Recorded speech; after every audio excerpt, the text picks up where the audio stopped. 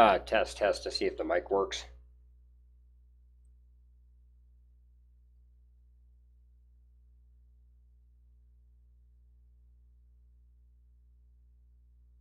Test to see if the mic works. Okay, so all right, hey, what's up? It's TL Gamer, and these are going to be my final thoughts on Watch Dogs Legion before release. So I'll be explaining the version of the game I purchased. I got a couple of complaints, stuff I just don't think should be allowed. These are just opinions and just what I strongly feel about it. And I'll also be going over a few additional things as, again, my final thoughts and things like that. So let me get into it by first showing, because I pick people asking me is like, or I left off last time, what version of the game I'm going to get. So what I wound up doing is I wound up purchasing the Ultimate Edition, and as I explained in previous versions, in the previous video about when you get a season pass, the DLC is basically pieces of the game that aren't finished, so you're not really buying a full product. So this comes down to what for your money is really worth it in the end. And to me, I've always told people, I don't really care what anybody says, and I don't understand what this big deal about, hey, you're gonna buy these, whatever, you're gonna buy this season, and you're gonna support this stuff. Listen, if you're gonna buy something, buy it. If you're not, you're not. It doesn't really matter. I've explained this in Fallout 76. I've explained this with a few additional games and several other videos on this channel. So for me personally, even though a lot of this shit is cosmetic, I don't mind putting money for a game that's warranted. Like in this particular case, because of how Watch Dogs was done in general, for me, it falls under the same category as Assassin's Creed Origins. To me, that game was definitely worth, the money I paid for it. And so I don't mind. I was looking at, okay, 99, so I figured $20 extra for additional stuff is not going to really matter. It's just a matter of preference at this point, because once you've basically paid $99, you're going to get the entire game. The rest of the stuff is cosmetic and shit like that. And so when you're dealing with all these extra bonuses here inside this, so for example, Sherpa Sister's gun, the skins, this is all cosmetic crap. As I explained, if you watched the last video I made on this, they're cosmetic. They don't really do anything to the game for gameplay and things like that. But the key factor here is you get 4 weeks of VIP, whatever the hell it is. I'm not really sure what that means. I'll find out when I go in. But the thing here is like the VIP is a gimmick to get, which is which starts one of the problems I have within the game parameter. Of just gamers and developers in general, but I'll go over that in a little bit. But I first just want to get this out of the way about showing the version of it I got. I got the Ultimate Edition simply because I was going to buy, it was either the $99 version or this version, and I figured I'll just shell out $20 extra for whatever. So the $20 difference didn't really affect me in one way or the other. It was just what version of the game I was going to get for that. So that brings me to when the game is going to get played. I'm not sure, and I'm not sure if anybody knows when the game is going to be released, if it's going to be released at midnight or whatever, because what I intend to do is, what my intention is to, if it's released at midnight, I'll be streaming it pretty much all night. And the reason behind that is because I also made a video on here, and this is going to sound a little weird, but bear with me. I made a video about I'm getting my teeth fixed. So the 30th, the 30th is when I'm getting my actual teeth removed.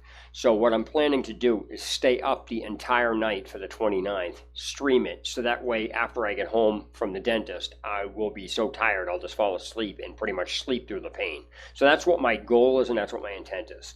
Now, as far as when they're going to release this again, nobody seems to know, but that's it. So that's where this stands on this. But now I'm going to get into a few key issues I have with this game. And people ask me, do I watch gameplay footage? Do I watch this stuff? The answer is no. I don't watch actual gameplay footage for this game because I don't really have any care about watching it. And I honestly, one of my gripes is I don't think that stuff should be being streamed at all. I think developers should put a cap on what people are allowed to show. If you're going to have a review copy or early access to the game, I don't think you should be allowed at all under any circumstances to show gameplay unless you are the developer. That's it. Gamers who are doing this stuff are putting out these ridiculous things right now that are pretty much going to shorten the gameplay. Now I have like several pet peeves with this. One of them is gamers are putting out, I don't want to say tip videos, but they're literally putting out videos to show you how to cheat the system. And what I mean by cheat the system is gamers have this nasty habit of manipulating game mechanics to do something that is clearly not the intent, and then trying to use because they did it as an argument because, oh, the game let me do it. So this is the I can't say this for certain, but I can just see this coming. These people are going to, because I guess apparently something to do with, what do you call it? One of the things that this has to do with is the getting money or something in the game. I'm not really sure, but I'm not sure like how it works, but apparently people who are testing this game or whatever it is have already pretty much played through the entire game. They should definitely not be putting videos on YouTube on how to generate money fast enough so you can speed up the process and skip basically the end game content and pretty much allow yourself the monetary value to buy friggin' everything in the game when the game is clearly not set up for you to do that. What people are gonna, I can again just see this coming. People are gonna manipulate the spending, the gaining process, so they have so much friggin' money that they're just going to be able to buy friggin' just anything that they come in contact with, and thus undermining the entire structure of the game, which is also on the developers' fault, because developers need to actually stop this crap about allowing these loopholes in here, because this reverts and this goes back to me as a consumer and how game developers are actually designing a game because of the way these morons do this stuff. And so if you're going to allow people this type of manipulation, then people can't complain the game is broken or it's not put together right because they're allowing speed buying and crap. Gamers are entitled and they have literally little attention span. So what's basically going to happen is this does destroy the game for people who will want to play it. You know, they want to play multiplayer, they want to they want to, I don't know, they want to deal with, let me see if this is going to, okay, all right, sorry, I'm looking at something here. I got a poor connection, I guess, hold on.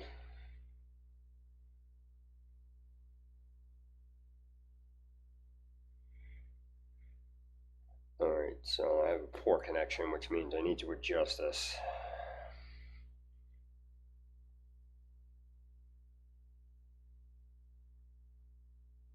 Something's wrong here. I don't know how to change my bit rate on this. All right, so what I'm going to do is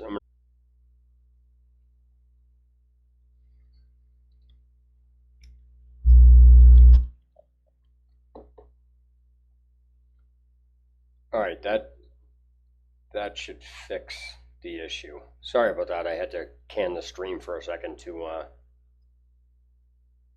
still saying I have a poor connection. That's weird. All right, that should fix. All right, so I apologize for that. Okay, so anyway, as I was saying, I'm not going to get into too much detail, reoccurring detail here, but the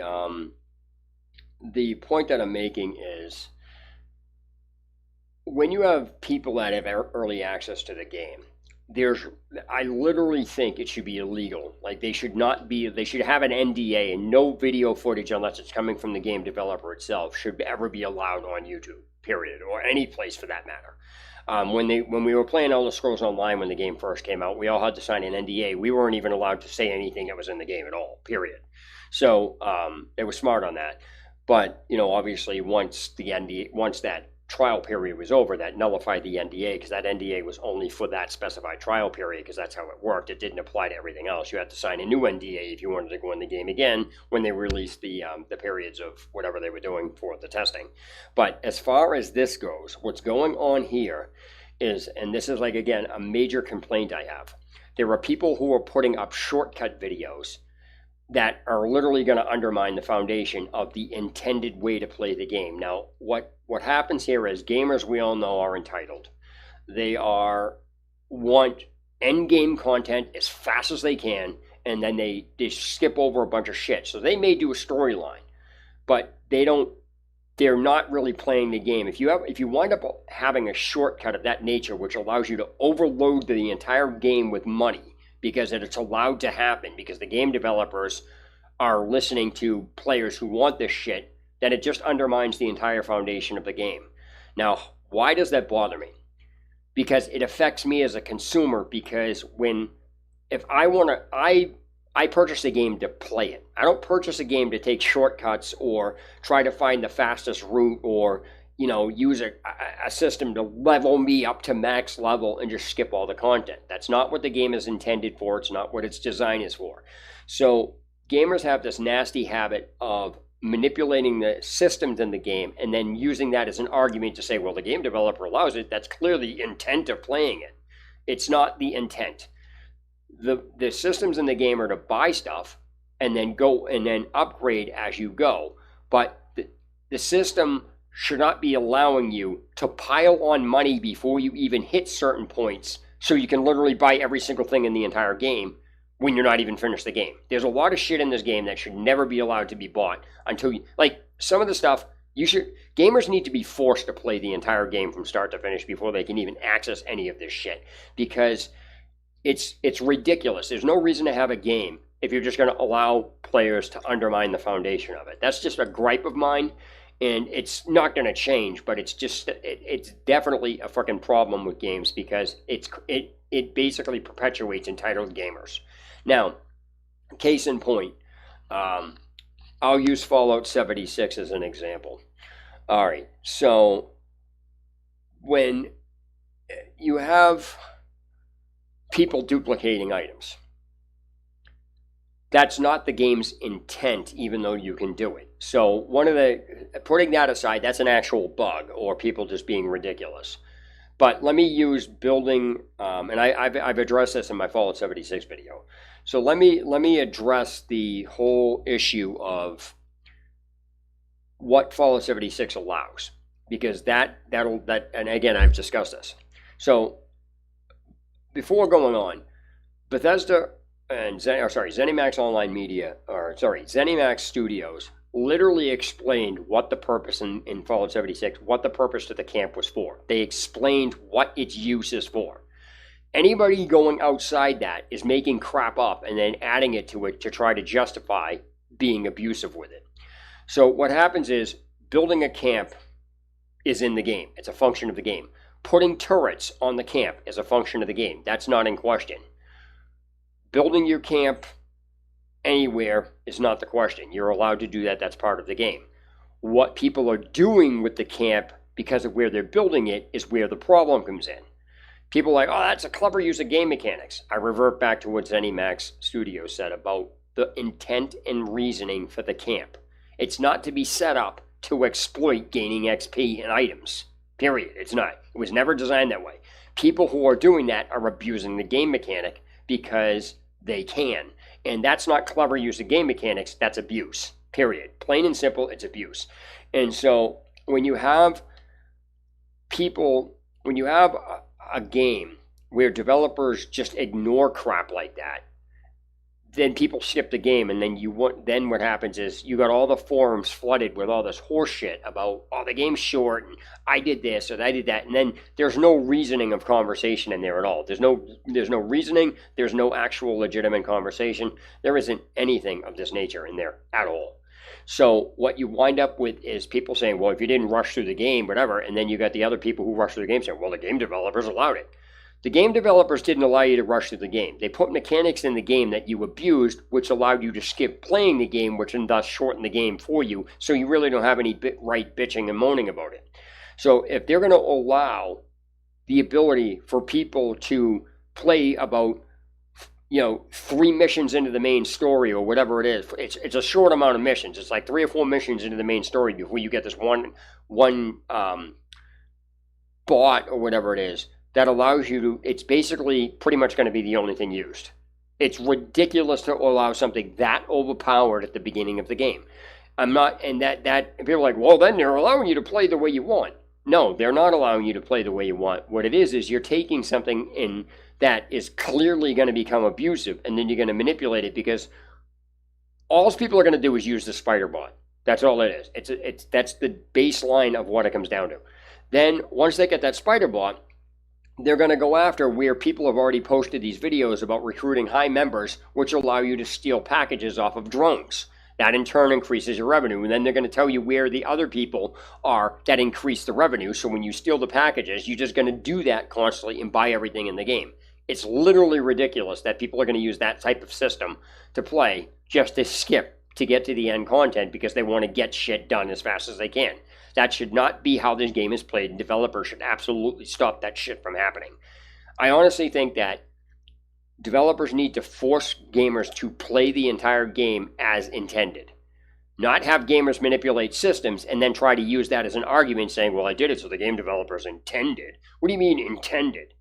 It's clear that the game is not intended for you to have a shitload of money at the beginning of the game just because you took something and can do it. The intent is not there. You're supposed to play, work yourself up, by the end of it, then you get all the powered stuff. You're not supposed to have all the powered shit the third, fourth mission in. That's not the intent of the game. That's just a stupid fucking argument that people like to use to try to manipulate and justify them cheating the system. And it's cheating the system. Again, that bothers me because what happens is it affects me as a consumer because I have to deal with the shit when I play the game that the game developers just did for the consumers. Game developers need to tell these people to fuck off. We're not allowing you to manipulate this. You want this bot, like this spider bot should never be allowed to be bought until you finish the game. Period. It just shouldn't. And a lot of these people should not be showing up until the end of the game. Like you should not be able to get overpowered characters that early in the game or because somebody put up a video and showed you how to do it. Now, there's a difference between having tips that help you play and an actual method of exploiting the system so you don't have to worry about putting any work in. So it's just ridiculous. So what I'm talking about is apparently it's hard to start the game. I'm sorry, no, it's that. Yeah, I can't even speak. Apparently in any game, like if you try to, get out of a moving car, for example, you fall out the door and you fall on the ground and you take a few minutes to get up. Somebody figured out how to stop the car while getting out so you don't fall over, but you can get out faster, which gives you a better, that's a tip. That's an actual play thing. It's cool. It takes a little bit of work. But to start dictating where people are saying, you got to get this first, go over here first, here's a suggestion, do this, do that, that should never be allowed to be published. People should only be able to find out about that after they start playing the game. So now people have this, they're armed with this knowledge already, which is basically they're going to know something that they shouldn't basically have known unless you played the game. And that's why I just don't think that anybody on these people, any of these people should be doing that. It's fucking ridiculous. So hopefully that shit doesn't happen, but I can just see it coming. And so when, I don't watch play videos. I did watch a few tip videos, but I just won't watch play videos because I don't want to know where anything is. Now, this brings me to another point that when I was watching, what was one of the videos? It was, they were talking about the game modes. It was one of the developers on the game. It was from Ubisoft. It was an official video. So they were, I started laughing my ass off when I heard this. And so, all right, they were talking about, now, if you understand how all the Watch Dogs games are put together, there are multiplayer modes that are just broken. They always have been, and between Ubisoft not being able to fix the netcode with, The Division, they have a track record of just not implementing these things correctly in multiplayer and showing how they are. And they also do a bang-up friggin' job of explaining certain things that lack of explanation basically renders whatever they're putting in the game fucking useless.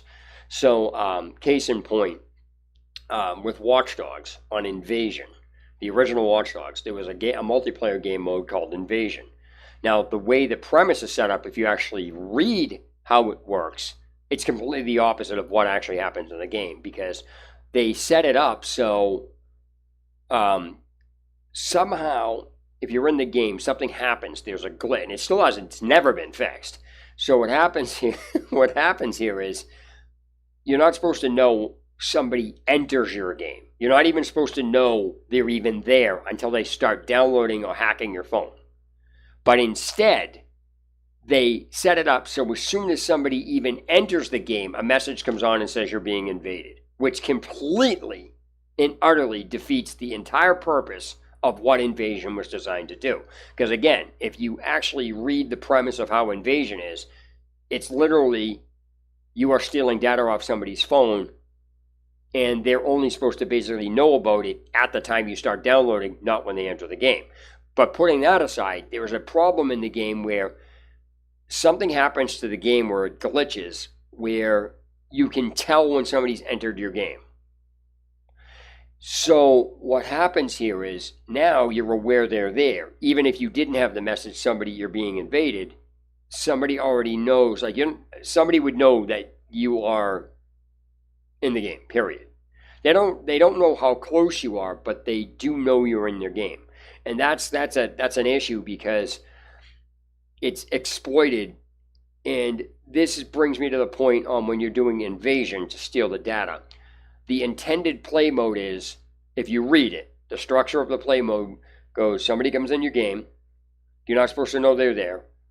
They start stealing data off your phone, wait till the upload, you got to find them before it finishes, and then that's it. If you go back and watch the videos, people started turning that play mode into a shooter game. It's ridiculous. Meaning, what happens is the only way you can get near somebody for them to find you is if you can get near them. But what happens is there was a section in the game where people were literally just doing nothing but camping out at this lighthouse, which means there's no possible way you could get near them without a cheat, because they would know which direction you're coming in. And they would be able to pick you off, and you would never be able to do the game mode. When that was brought up, people were actually doing that. The response from the community is, well, no, Ubisoft allowed it. It's not, the point is that it's not the intention on how that was played, even though people turned it into it and then used the argument, because I did it, well, it's clearly intended. No, that's a fucking stupid backward statement that has nothing to do with anything. So when you're dealing with, what a game mode is for, you have to look at the structure of how it's put together and what it's for to say the intent on it. To say it's an open world game, to argue it's an open world game, there is no intent. That's just fucking retarded. That's a dumbass argument. So my point is that, the intent of the drones to get you packages and the intent of the characters that increase the packaging amount from the drones is clear. You're supposed to play the game, work up, get these people, and then get the stuff as you go along. It's not intended because this person has the ability to generate more income and you can get a drone early in the game to do it, to set it up just to consistently steal packages, just to generate revenue. That's not what the intent of that is for. That's abuse. It's the same thing as Fallout 76, setting up the camp in front of like a place that was nuked and then setting all turrets on there and then saying, well, it's intended. No, it's clearly not intended. That's just people being stupid and abusing the game mechanic itself. So Invasion has always been broken. It's never been fixed. And so in Watch Dogs 2, again, it's broken. It's not implemented correctly at all. So when I was watching this video on one of the play modes, one of the developers or one of the people on the team or creative director or whoever it was literally said, they were introducing the multiplayer modes when they're going to be in, and it's he said, "Yeah, we're excited to bring back Invasion." Oh yeah, I do. I couldn't stop laughing when I heard that. Oh, I'm sure you are. I'm glad. I bet you are excited to bring back Invasion. So it was just funny to me to hear that type of ridiculous comment coming from a game developer that made the game, knowing that the first two were broken and never fixed, and then say, "Oh yeah, we're excited to put this back in the game." It's just funny to me. I bet they were excited. So I don't know what the hell's going on here, but it's ridiculous. So the final thing I want to get out of the way is that hopefully it doesn't turn into this mess. And as I said, if Watch Dogs Legion, if they're able to pull off what I discussed in my previous video about the way they implemented the recruiting system and things like that, if that gets pulled off correctly, then that'll pretty much revolutionize the way open world games are played. But I don't take stock in much of anything until the game comes out, because a game developer doesn't owe anybody anything. It wouldn't be smart, but they're not owed anything. So this whole shit about people saying, "Oh, they lied," that's just people being retarded because they decided to listen to idiots. So I accept the game the way it is when it comes out, and that's just me, and that's why I don't buy into the hype of this. It just seems like a good game, and hopefully it comes off well, and there's no real, problems with it, which there's going to be.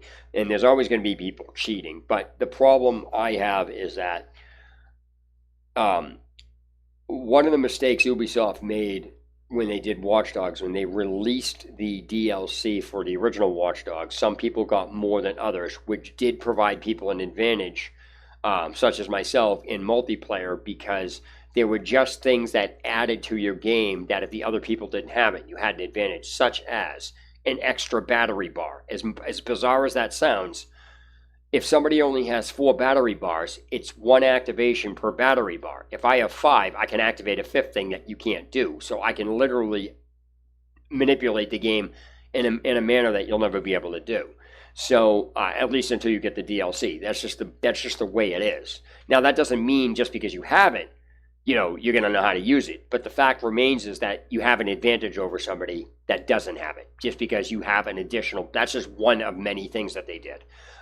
So there's also weapons and shit that came from within the game as well, or those player modes that would also give you an advantage because player wouldn't have these same weapons. So there's just random things like that when it comes down to it, it's, I don't know, it's just weird.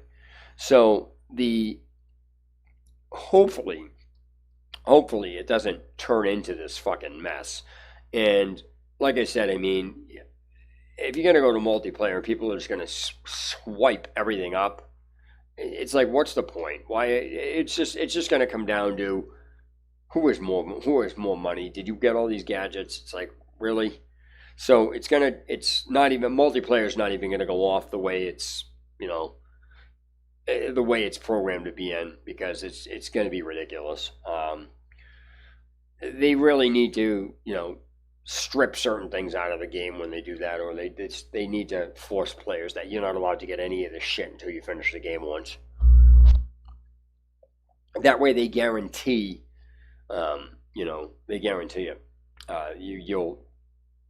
everybody's played the game and stuff like that. So it's kind of like weird.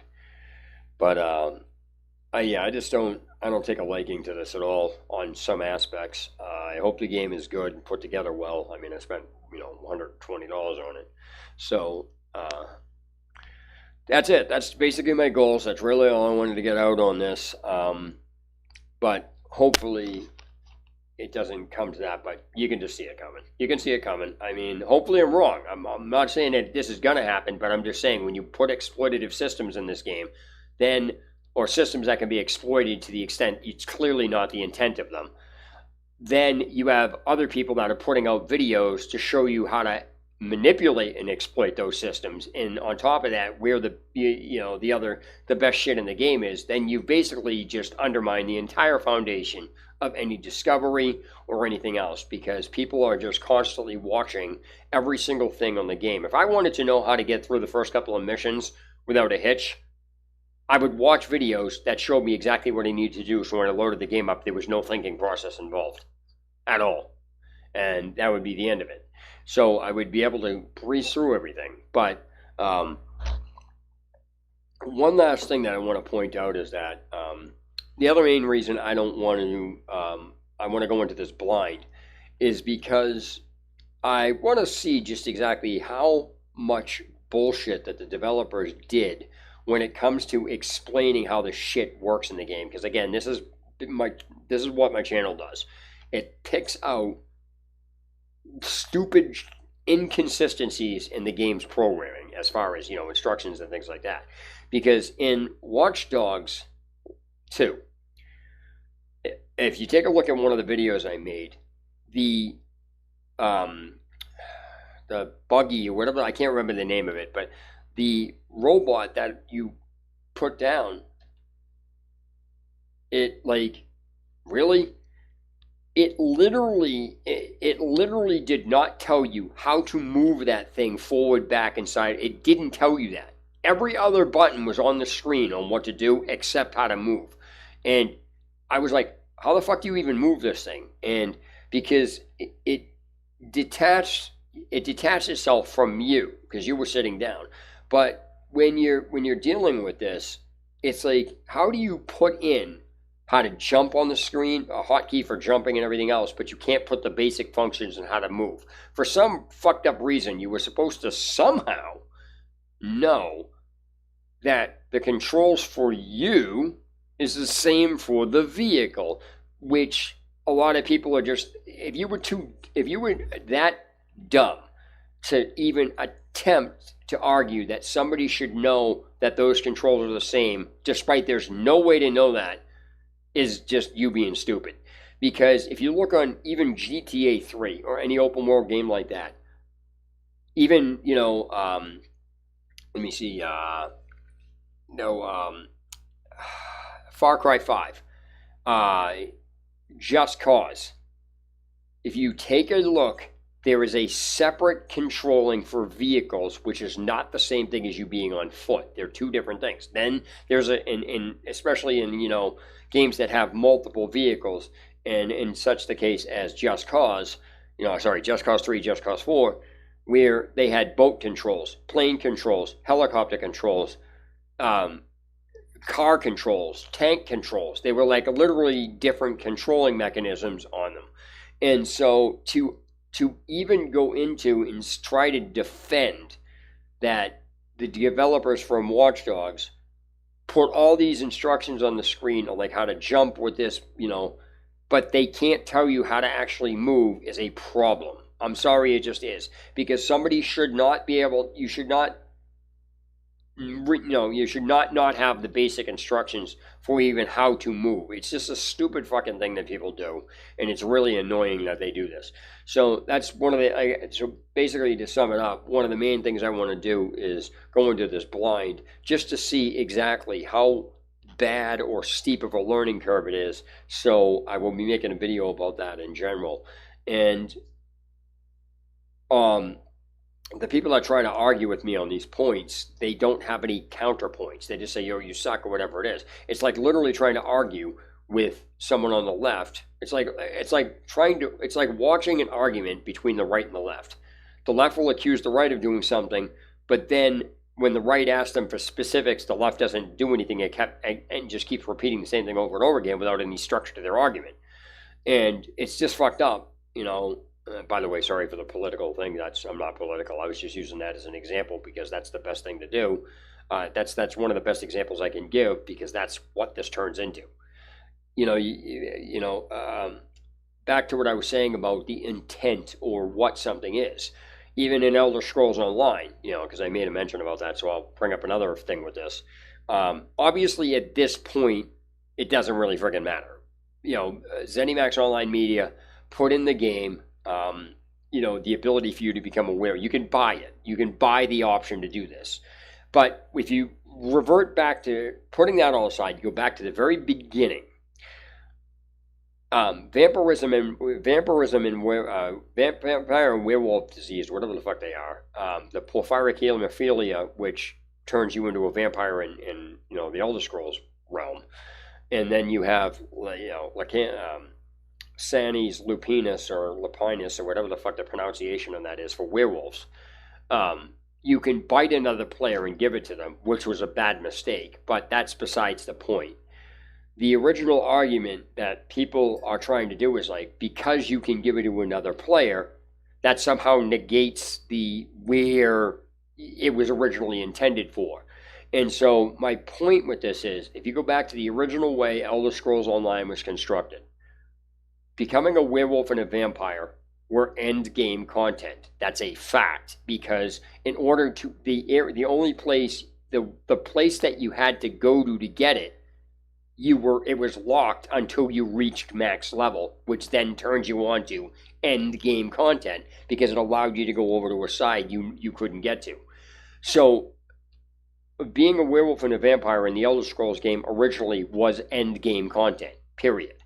And so when people try to argue these points, they try to annihilate a base fact that can't be annihilated because it's part of the equation. Again, the current situation of the game nullifies everything I'm talking about, but I'm talking about putting that aside, going back to show how stupid people are when they argue, to show the entitlement level of taking shortcuts in games.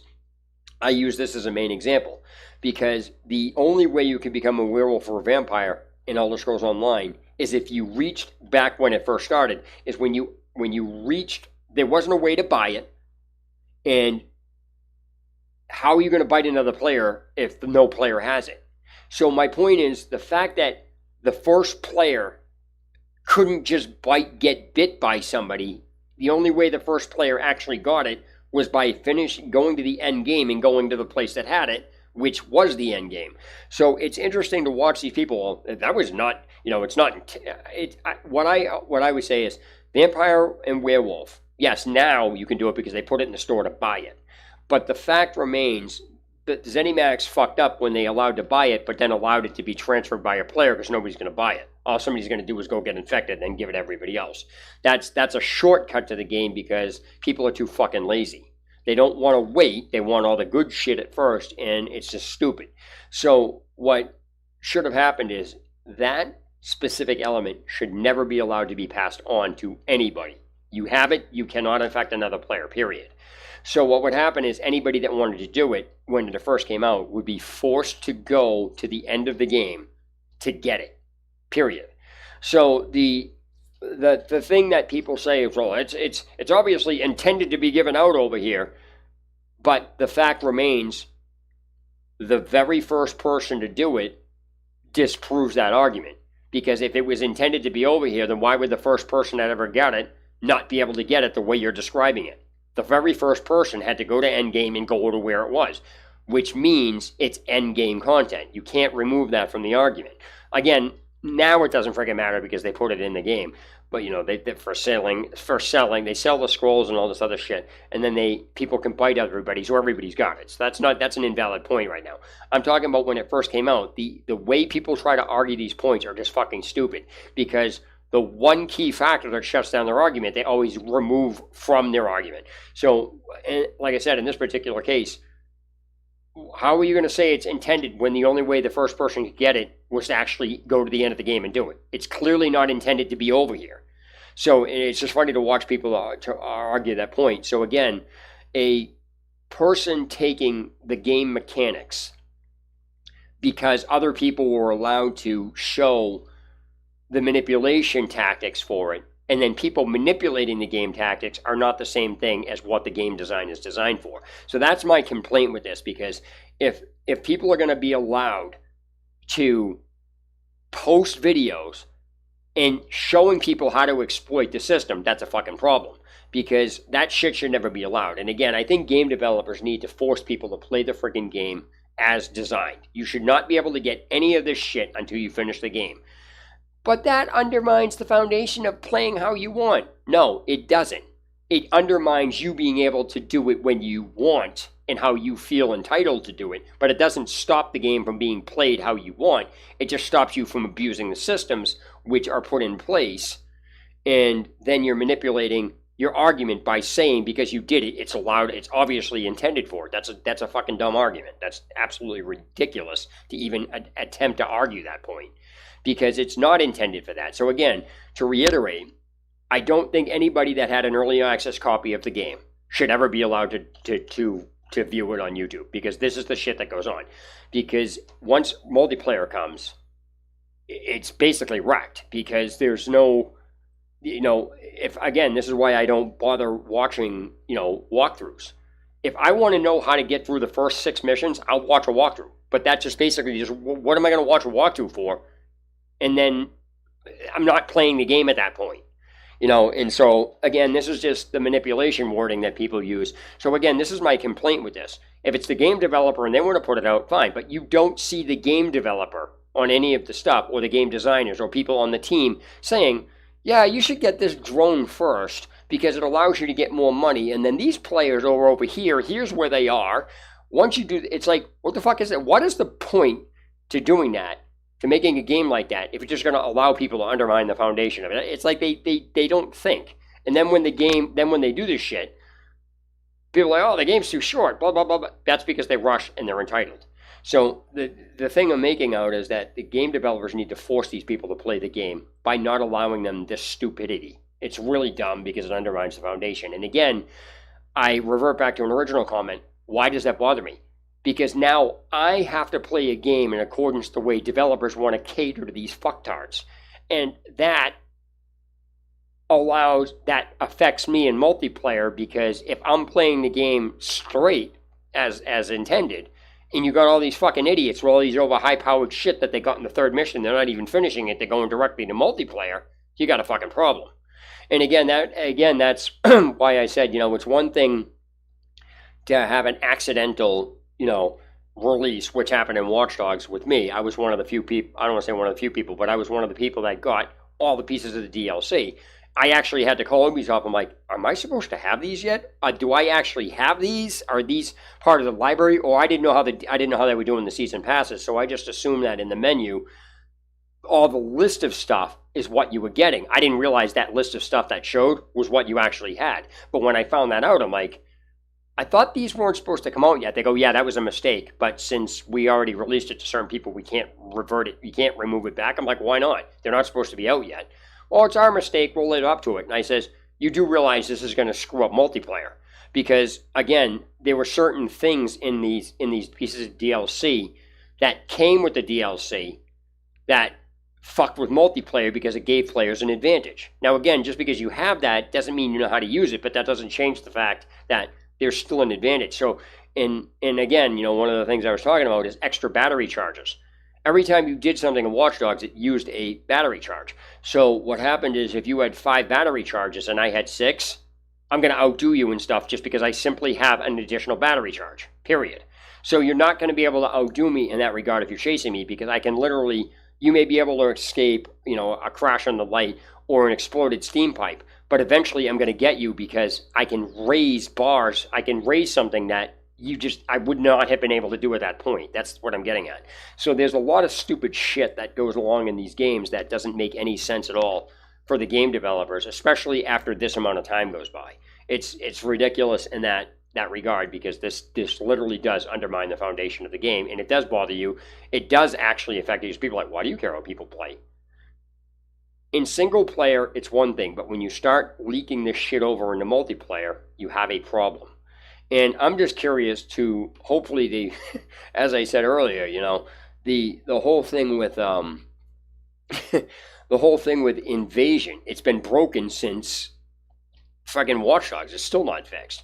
And so when I heard a developer say, oh, we're excited to bring back Invasion, I just started rolling. I'm like, oh yeah, I bet you are excited to bring it back because it's fucking broken. You're excited to bring back a piece of content is broken. People exploited the shit out of it, and then it just undermined the foundation. And then on top of that, you're allowing people to camp in a game mode that's isn't for a shooter. Like, what the fuck is wrong with this?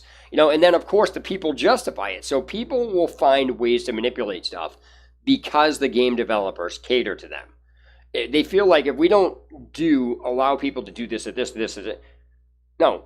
The thing here is that people not being able to do it when they want, they turn that into, I can't play it the way I want. No, you can, you just can't do it at this time. So it's like in Skyrim, all right, when Skyrim first came out, case in point was the dragons. You would never see a dragon in that game unless you progressed a certain way through the storyline. That was it. So you were forced to play the storyline if you wanted dragons in your game. You didn't have to play them, but you would never see a dragon. So the whole point of Skyrim in that regard was dragons that you had to get. Because I had a couple people that I know, like friends of mine, called me up and said, like, where the fuck are the dragons? That's when I told them, I said, yeah, the game is making you play it up to a certain point to get them to appear. Once you get them to appear, they'll be in the game. They go, all right. I said, yeah, because they knew people would just go off and do side shit. So right now, I can just see it coming. People will get through the first couple of missions to unlock the spider bot, which is completely abusive. It's like if you watch the the mechanisms on it, it's fucking abusive. And then on top of that, using a drone upgrade to get packages that you can just fucking take, which allow you to rake in the fucking money because all those people are going to do is just sit in a zone, tagging these drones. Get. It's like, really? And most of the time when you have guns in a game, people will turn it into a shooter. They'll turn it into a Call of Duty shooter, and that's all there is to it. They'll literally remove any actual stealth or anything else, or somebody of a stature is going to say, fucking just try this. It makes it easier. It's like, okay. But you can say, oh, that's my play style. But when more than enough people, when there is more of a portion of people doing that, you can't tell me that's coincidence or that's those people's play styles. Having a healthy balance between the game matters. And so when you have people that are just fucking with the system, that's a different story. And so it's really bad that this shit happens, because I honestly feel a game like this is worth it. But again, you have to take that with a grain of salt, because obviously there's going to be problems in the game when they first come out. Like it's just common sense. But they don't use common sense when they program this shit. They just don't. You should never be allowed to do any of this stuff until you're forced to finish the entire game in its entirety before you even go in. Multiplayer should not even be unlocked until you finish the game in its entirety. And you should never be able to manipulate getting through the game because I bought all these upgrades, so now that makes every fucking mission beyond this point easy. It's stupid. So it's I don't know. It's like when I was playing Watch Dogs 2. What I did was I went around and I literally just jacked people's bank accounts that had there was a light blue reticle over people that had, a robust bank account. So I was taking $400, $800, $500 at a time off of these people. So before you know it, I had like 20 grand. There was literally, I bought every fucking gun in the entire game. It was ridiculous. Obviously, except for ones that didn't show up until the mission was done, but that's not the point. I shouldn't have been able to do that, but the system allowed me to. But that's me manipulating the system. The intent of taking people's money is not to sit and just siphon money from people. That's not what the game is for. Now, people can argue, well, that's a mechanic in the game. There's a difference between, again, having a mechanic in a game and people doing something with the mechanic that it's clearly not intended to be used for. And so, I'm just curious about my main curiosity factor is the invasion, not because they put it in the game, not because it's a popular game mode. It's popular game mode because fucking people are cheating in it. And so I'm just curious to find out between the broken net code that the Division had, which allowed people to do things, and the glitch that was in the original Invasion, as well as the second game had a fucking bad glitch in it. As far as knowing where people were, it just, like, when people are allowed to beeline for you without even searching the area, there's a problem. There's a problem because it undermines, like, what's the point of the game mode? So hopefully they looked at that and fixed. So I'm curious if they actually fixed that shit. They probably didn't, because they're just taking recycled content. But when you're doing this, I don't even know. I just don't even know. It's absolutely ridiculous. So, I don't know. Actually, did I even allow live chat to be enabled? Oh, yeah, okay, sorry. It was, I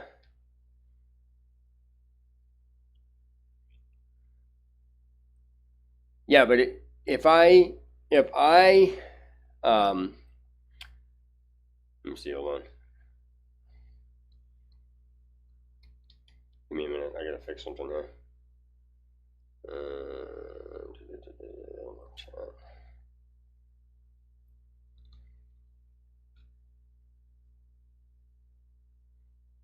Give me 1 second.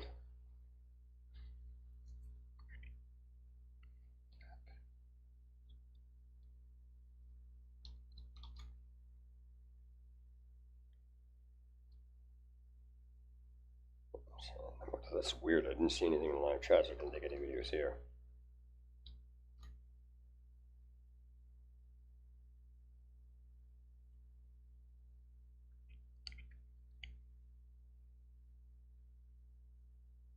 Okay, so yeah, alright, so there's something wrong with live chat. It's weird. I can't get rid of this shit in here. I don't know what the fuck's going on with it. It's annoying. I can't get rid of this YouTube guideline thing, so I was kind of hiding it. So let me do this. There we go. Let me put this in here. Yeah. Hold on a second. Yeah, it's weird. There we go. I don't know what this fucking thing is, but it's annoying. Alright, so live chat. Alright, so I didn't see any of that stuff, but there's a difference between, you're right, there's a difference between watching a game and playing it, but that's not the point. Right now, you can go to any of the people who posted a video on the first, like the walkthrough. There's literally an entire playthrough of the game.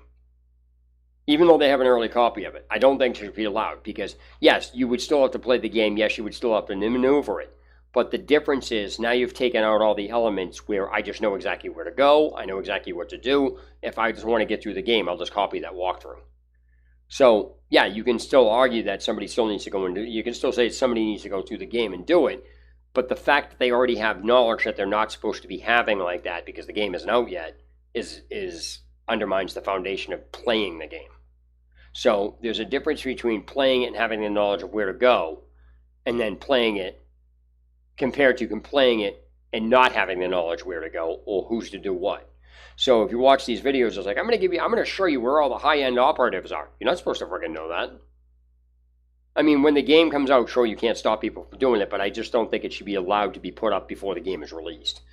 You know, that's just ridiculous because these are the same types of streamers that when they stream, they don't want anybody giving them spoilers when they're streaming it. It's retarded. You know what I mean? It's ridiculous. So the whole premise of, you know, these non-disclosure agreements should be applied. Like the only people that should ever show any gameplay, and they do, is Ubisoft. And none of them are saying, hey, we're going to show you where this is. We're going to show you where that is. We're going to show you how to make the money the fastest.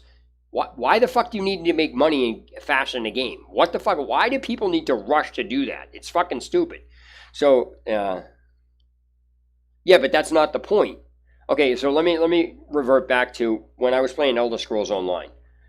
When every single beta, Ted, you know, for on Elder Scrolls Online, if you wanted to get in there, not only did you get an email with a confirmation code, but when you went to install the game, there was a non-disclosure agreement that you had to click I agree to, that you were not allowed to say anything at all for any reason under any circumstance. You weren't even allowed to stream it. People that were streaming it were getting banned from Twitch and wherever else. And so you signed an NDA. You're not supposed to be disclosing it. People that have review copies of the game is like when Ubisoft gave out the DLC to people, you know, all at once. They have an edge over people who don't do it because a review copy is for a review. It's not to be used for exploiting where things are or giving people tips on how to do this shit before the game is out so they're armed with that information before they play the game. That's ridiculous. And so I just don't. I don't think that should be allowed at all. Now again, that's on the developer for doing that, but people who have review copies know the copy is for a review. I'm reviewing this. It doesn't say I'm going to use this copy to find every friggin' exploit I can possibly do or a system I can exploit and then put it out on YouTube for everybody who hasn't played the game to watch.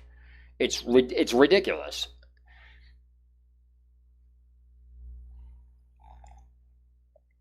So the point that I'm making is that people can play a game any way that they want.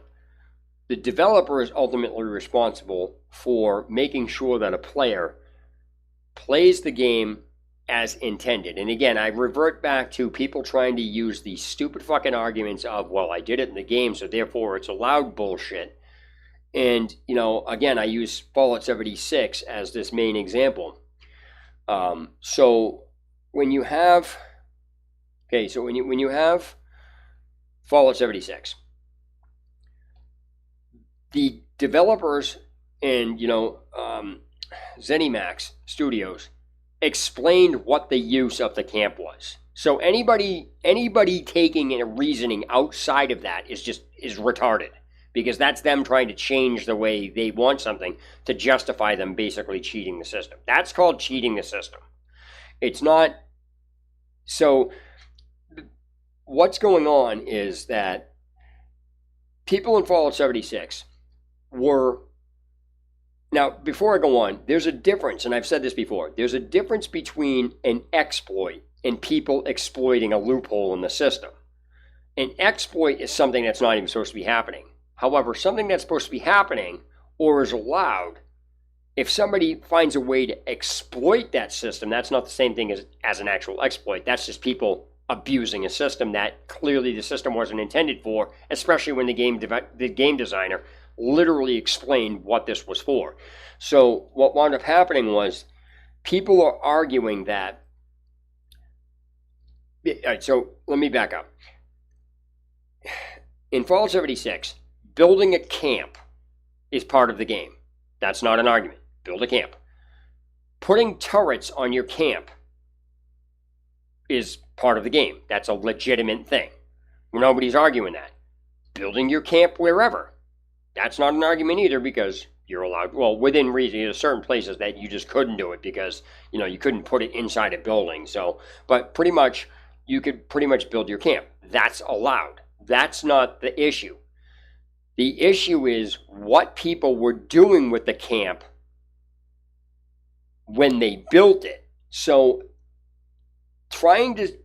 people trying to argue that, why I just use game mechanics as clever, is a fucking stupid argument, because building a camp, putting turrets on the camp, and you putting your camp down is one thing. Using those systems to exploit gaining XP because of how you're abusing the system is retarded. It's not intended for you to put turrets on your camp so you can sit in a place and just exploit gaining XP. That system was never designed for that. And people are saying, well, Bethesda allows it. What do you mean it's not the intent? I'm using all the in-game mechanics. Nobody said that they weren't using the in-game mechanics. The manipulation wording that these idiots are doing is coming from you using the game mechanics. What you're using the game's mechanics, but then you're taking it as a whole and then manipulating what you're doing with it for its not intended purpose. Turrets have an intention of being put down to shoot things. That's the intent of them. The intent of them can be put onto your camp. Okay? You can put them on your camp. That's the intended purpose. Building your camp pretty much anywhere is the intended purpose of that.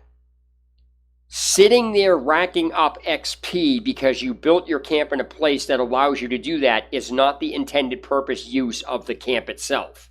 So people are trying to manipulate because I did it, that it's somehow allowed. No. ZeniMax specifically explained what the use of the camp was. And it was definitely not for sitting there abusing and exploiting XP. It was never intended for that, and people are doing it, and people are trying to. Anybody can say anything that they want, but it goes back to ZeniMax put the shit in the game. They put these systems in the game for a specific use. They have an intended purpose as individual settings. But when you start manipulating, its intended purpose is to exploit XP. No game developer is going to tell you there's a system in a game to exploit XP. No game developer is going to tell you that, because there is anybody that knows that it's the same as cheating. It's because you're basically getting ill-gotten gains. That means you're getting items and you're getting shit out of this stuff that you're not supposed to have, but the only reason you're doing it is because you're taking current systems that have an intended purpose and then manipulating them as a whole to do something it's not intended for. Yeah, I've played Red Dead Redemption 2, I haven't. Okay, are you asking me, I know this chat's behind, but are you asking me what's the difference between an exploit and people exploiting a loophole? They're not the same thing. They're two completely different things.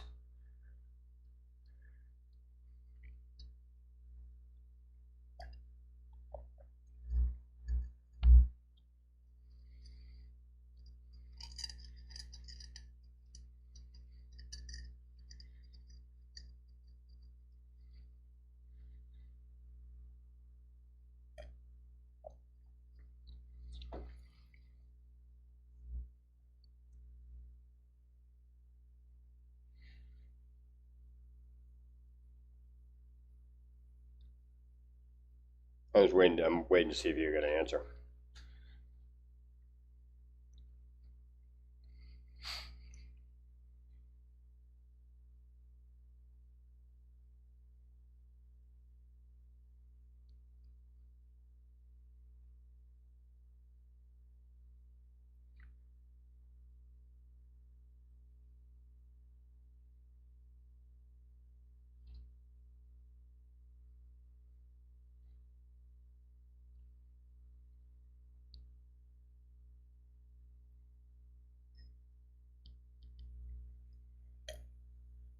Let me propose a question to you. Okay, in GTA 5, let's use that as an example. Okay, the lobbies were always filled with cheaters, but let me just ask you this.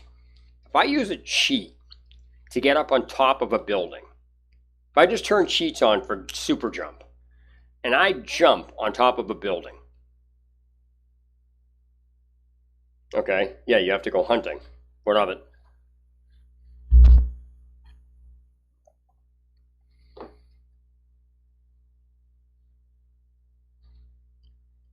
While you're typing that out, I'll propose this question to you,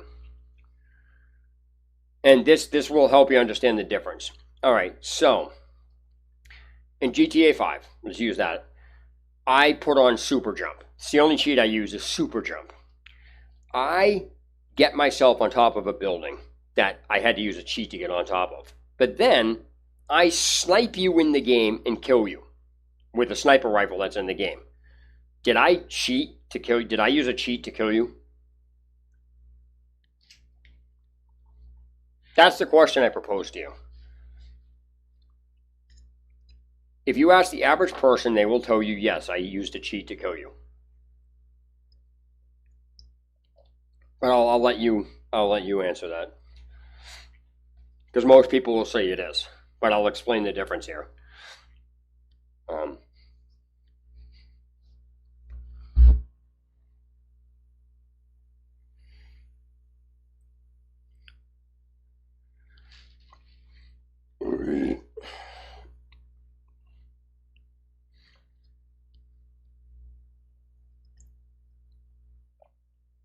Okay, now here's where things get a little tricky.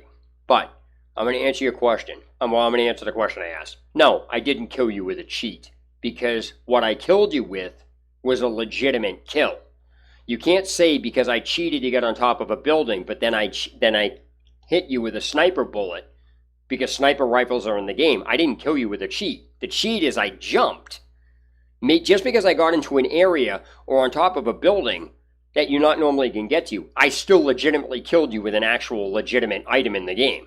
because I didn't alter the sniper rifle. I didn't give myself super sight. The only thing I did was I used a jump to get on top of a building. Now, that's the manipulation arguments that people use. That's what my point was.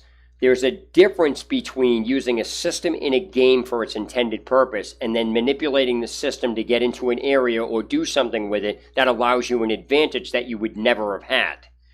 Just because I didn't get on top of the building legitimately nullifies my entire thing that I cheated to kill you, because I did. I cheated to kill you. But the cheat itself didn't kill you. I killed you with a legitimate item. My point is, I can argue, I can literally manipulate the argument to say I didn't kill you with a cheat, because I didn't kill you with a cheat. I killed you with a gun. Where I killed you from is a different story. Yeah, but I didn't jump on you. The thing here is you died from a legitimate item in the game. I didn't cheat. I didn't alter the damage of the bullet. I didn't alter it exploding. I just simply jumped on top of a building. The cheat is I jumped. The cheat is the jump doesn't kill you. The item I killed you with does. So to say I killed you with a cheat is not true. My point behind that is me saying you can say I cheated to kill you, but you can't say I killed you with a cheat. There's a difference. Just like an exploit and people exploiting a loophole are two different things. So in that particular case, an exploit is something you're not supposed to be able to do. That would be meaning I'm gaining extra XP or shit like that. That's an exploit that has an unintended effect is not the same thing as an exploit. An exploit is literally something that happens in the game that you're not even supposed to be able to do. An unintended effect is through use of game mechanics to get an unintended outcome for a purpose it wasn't intended for, because nobody can foresee that. So when you have a loophole that allows you to, and using this as Fallout 76, if you have a loophole that allows you to use the game mechanics to generate massive XP, you're not using an exploit to gain the XP. You're literally using a loophole in the system to exploit the system of gaining XP. If you're actually doing something with a gun or something that, let's say the bullets explode. Yeah, but how I got up there isn't relevant. How I got up there has nothing to do with me killing you. It has absolutely nothing to do with me killing you. The jump is the jump. It's irrelevant whether I did it in a car or not. How I got up there has nothing to do with what I killed you with. So the separation of, did I cheat to get up there? Yes. But you can't say that was the response of killing you. You can't say that, because I didn't jump onto you and your body didn't die because I landed on you. The only thing I did, and what my point to this is that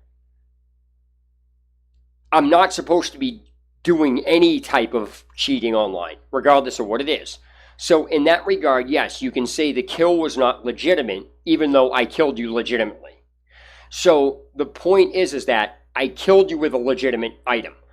The reason I'm bringing that up is because this is the type of arguments that people use when they manipulate the argument of what they're doing in a game. What I just did is literally the exact same argument, and you're having a problem with it. And that's the point I'm making. I wanted you to have a problem with this so you can understand the way people manipulate, the way they do shit, and how they talk is fucking retarded. What I just said, this entire thing, is legitimate as that sounds. What I just said is fucking absolutely stupid. It's a stupid fucking thing for me to say, because the overall point, the only thing that matters is whether or not I can kill you with a sniper rifle is irrelevant. The fact that I used a cheat in an online game is the point. So you are correct in that regard, but the only reason I was like that is because I was showing you how stupid these arguments that people use. This is literally, what I just did is literally the wording manipulation people do. Oh, the jump didn't kill you. I still killed you with a legitimate item. What? You know what I mean? All right, now we'll take that a step further. Let's say I didn't use a cheat in the game. Let's say I used an exploit that allowed me to glitch through the wall to get on top of the building. Is that still legitimate? I'm giving you 3 scenarios here because I'm going to give you another one after that. So let's say, forgetting about the cheat itself, I just used an exploit. There's an exploit that allowed me to get up on top of the building. So I used an exploit to get up there. Is that still cheating?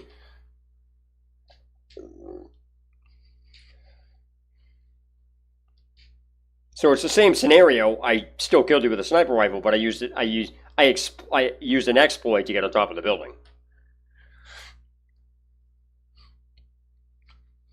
Is that legit?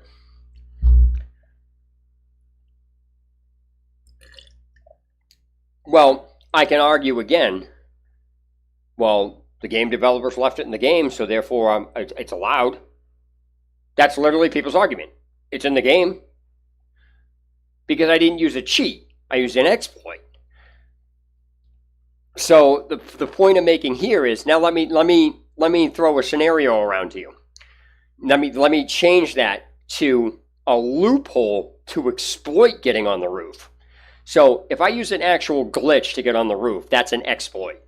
If I found a loophole that allowed me to get onto the roof through people use clever use of game mechanics, and I did it, is that still cheating? Now I'm completely removing any type of glitch from the equation, so it's not exploit anymore.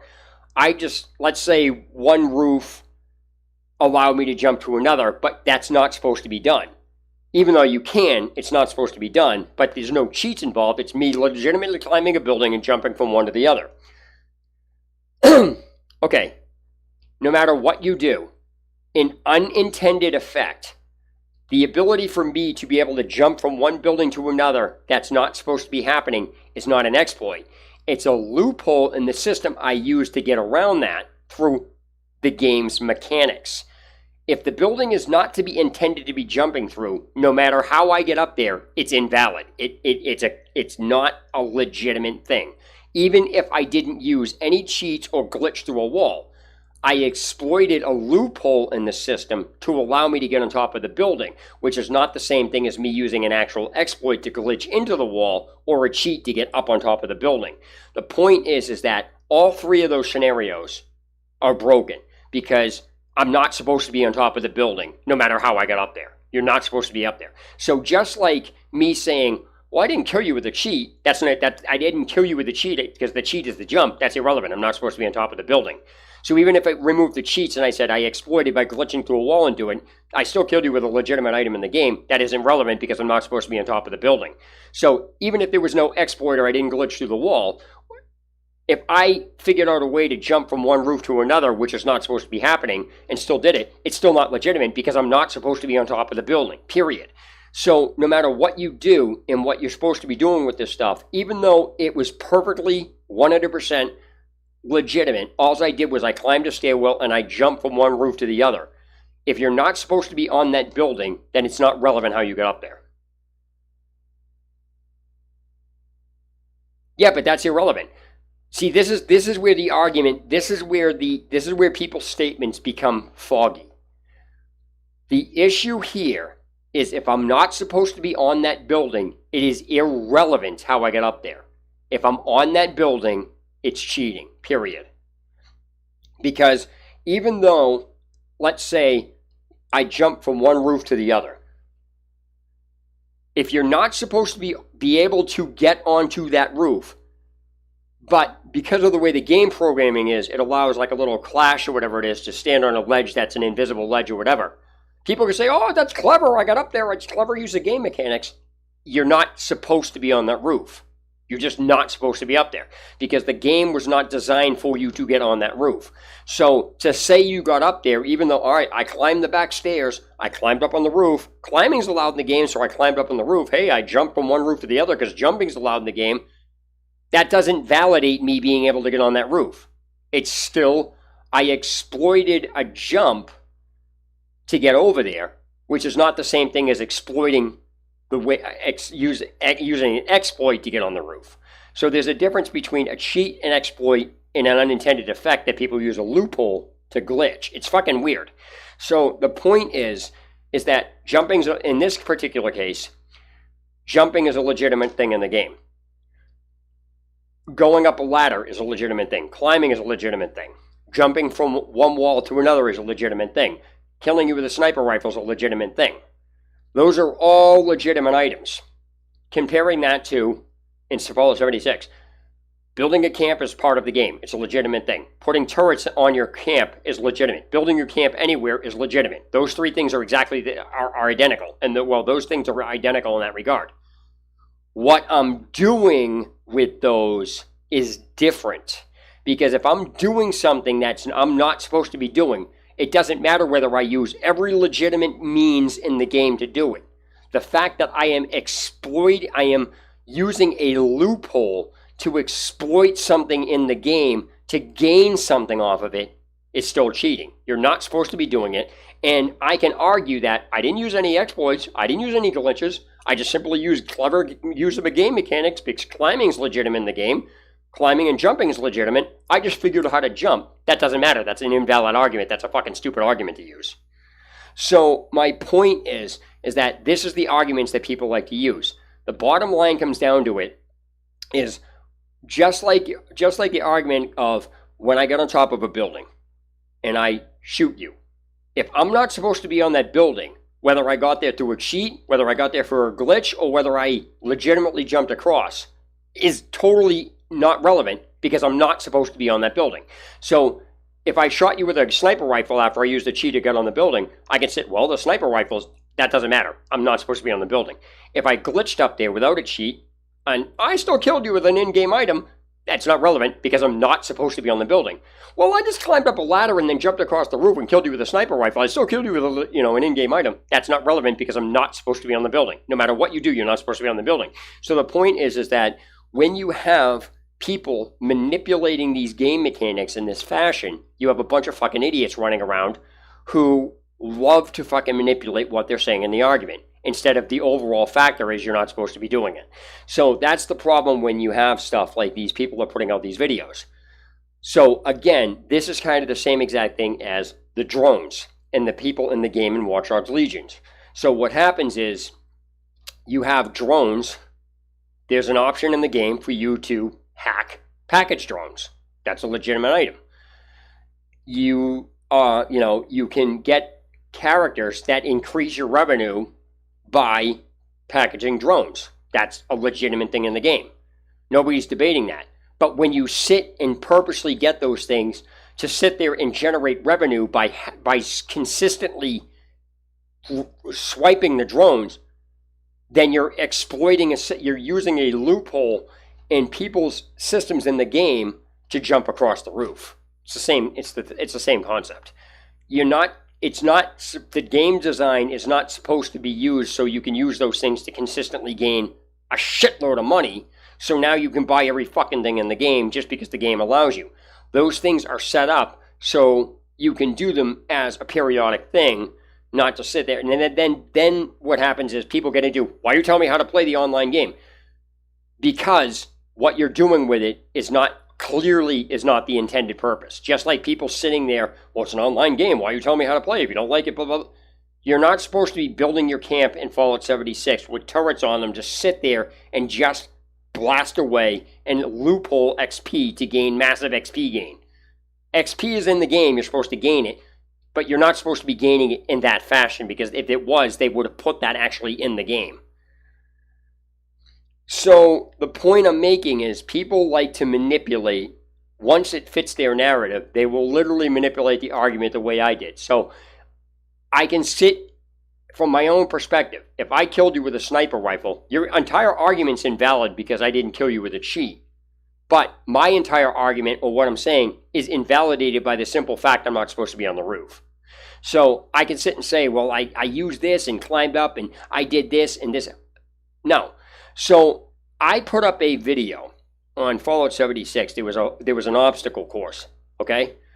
I literally figured out how to skip the obstacle course by building my camp next to it. If you go watch the video, I show exactly how to skip the obstacle course. You're not supposed to be doing that. Just because I did it, that's not smart. That's me cheating the system because you're not supposed to, if you want what's at the end of this obstacle course, you're not supposed to skip the obstacle. The obstacle course is there for you to go through. if you skip parts of that by saying, hey, look, I just built my camp. Like literally, go look at it. You're not supposed to be doing that. Just because I did it, that doesn't make it right. I just found something to do in the game that's just retarded. It's dumb. So the point here is that I did it to show how ridiculously easy it is to exploit systems that these people exploit systems in the game by using normal functions and then using those functions for a purpose it's clearly not intended for. You're not even supposed to be building. You can build your camp anywhere, but normally the camp won't let you build near the. It's not. My point is that may seem smart, but your camp is not supposed to be used to skip playing the game. And that's exactly what I did with it. That's my point. I literally used the camp for a purpose it was never intended for. Saying it's clever or whatever it is just trying to justify my bullshit. So even though I put that video up, like I should not, I apply what I say to myself as I apply what other people I apply to myself. Nobody should be allowed to put exploit videos up at all, period. Or videos showing how to manipulate getting around playing the game. That's just fucking. What was the point to putting the obstacle course if you're gonna figure, you're gonna use stuff that's in the game clearly to bypass playing it? You're not supposed to be using your camp to bypass the obstacle course. That's not even a legitimate use for the camp. That's a use that I happen to make up for it, but that's not what is in the camp is not meant to be using to skip shit. It's not. And so people look at it, oh, that's a cool idea. It's fucking retarded because I just robbed you of gameplay. It's stupid. That's what my entire point to that video was. It's ridiculous. And so like people are like, oh, that's cool. But that's not relevant because the camp is not supposed to be used to bypass playing the game. And that's what people are doing with it. It's using every aspect in the camp legitimately and then using the camp itself to do something it's not intended for. So like I said, the way people are talking about getting money or whatever the credit system is or whatever the value or whatever they're doing with it is, these people, that's what they're programmed to do. And the drones are programmed to do this. But when you start doing nothing but that with those items, it becomes abusive. And it allows you to manipulate the game in a manner it was. And you're not supposed to have that much money at the fucking beginning of the game. You're just not. Even though you can go around and hack stuff, you're just not supposed to have that much fucking money. You're not supposed to be able to buy that much shit at the beginning of the game. It shouldn't be allowed.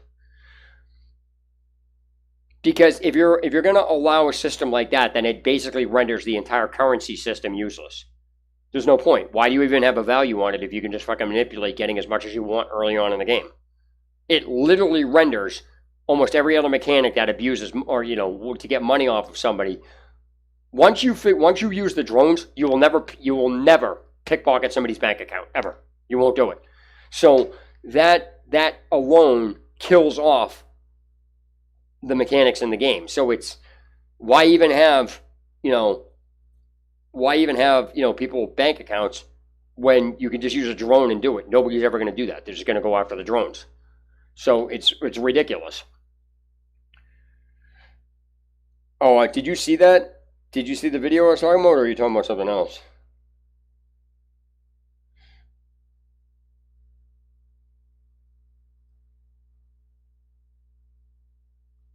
Yeah, so this is literally the problem I have with, in general, people posting these videos. It's because they give people these fucking stupid ideas about using things that in the game that have a specific purpose and then combining those purposes together to get a use out of them that's clearly not intended to be used like that. Like I said, I mean, this is, again, the concept of, like, when I built if you take a look at the video I made in Fallout 76, everybody who looks at that, it's cool, but they're missing the point of the video. The point of the video is, I'm showing you that the camp is not supposed to be used to bypass playing the game. Just like these people in Watch Dogs Legion who increase your revenue, with the drones that steal packages, they're not, the two of them have two separate mechanics, and that's what they're built to do. But when you start doing nothing but that by combining it, you're just abusing the system. And that undermines the foundation of getting money in the game. Because once you get those systems going, it renders any other way of getting money in the entire game useless. It's literally cripples the game systems. So there's no reason to fucking do this. And that's why I said the spider bot, if you take a look at that, how powerful that thing is, that should not be allowed in the fucking game that early. That's something that should be end game after you're done. And so, yes, that kind of defeats the purpose for open world games, but people should have to earn the open world part of that due to all of the stuff that you're able to do. At least have them finish it so when they start trying to manipulate, the system of getting money, they literally don't want to do it because they have too much already. If you're at the beginning of the game, the first thing that you're going to do is generate money. It's ridiculous. So it's like every other way to make money in the entire game just renders it's pointless. And so that's why I specifically said,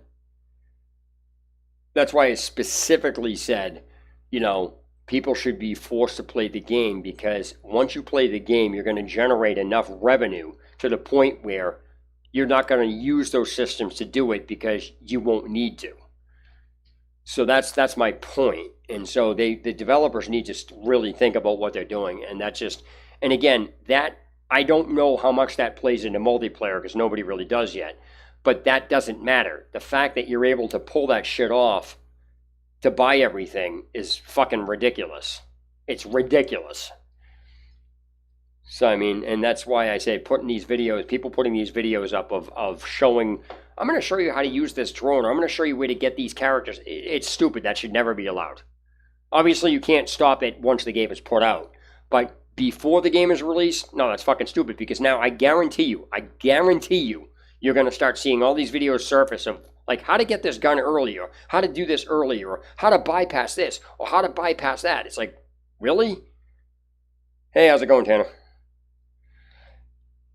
I was just going over some problematic things in the games in general. It's not just in this game. It's just in games in general, by explaining the use of the mechanics that people do in a game is not for their intended purpose. So my point is, I don't know how much you were listening, but people will take mechanics in a game and use them because the game allows you to do them, and then when they combine them together, they wind up doing something that is clearly not intended. So my whole thing, when I was talking, one of the main things is, like, a lot of these videos are putting up, I'm going to show you how to, they're literally telling you how to exploit money in the game. So you wind up having it, so you buy all the shit. What's the point? What's the fucking point? So my whole thing to circumvent that is game developers really need to force people to play the game before they can do all this shit, because then it's less exploitative.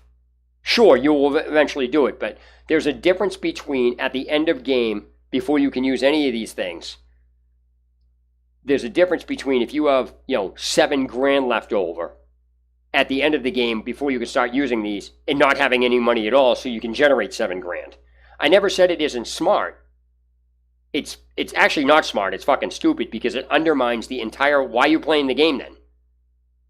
That's my point. Why are you going to play it? What is the point to you buying? What is the point to having a game if all you're going to do is manipulate the way the content applies to you, so you can manipulate bypassing how to do any work? Like, literally, dude, if you watch some of these videos, there are people who are just getting these characters, and then they're getting the like I said, the spider bot is fucking way overpowered. That should be an unlockable character or something in the end of the game. It just never should be allowed at the beginning of the game at all. It's too fucking powerful, because you can get it a couple of missions in. It's ridiculous. Like I said, it's one thing to have a system in the game, but if you're going to use one system to drown out the others, that's retarded. It just renders, why would you even have the ability to pick a bank? Why would you have the ability? Yeah, but nobody said it wasn't fun. Don't allow it until you finish the game storyline. That's my point.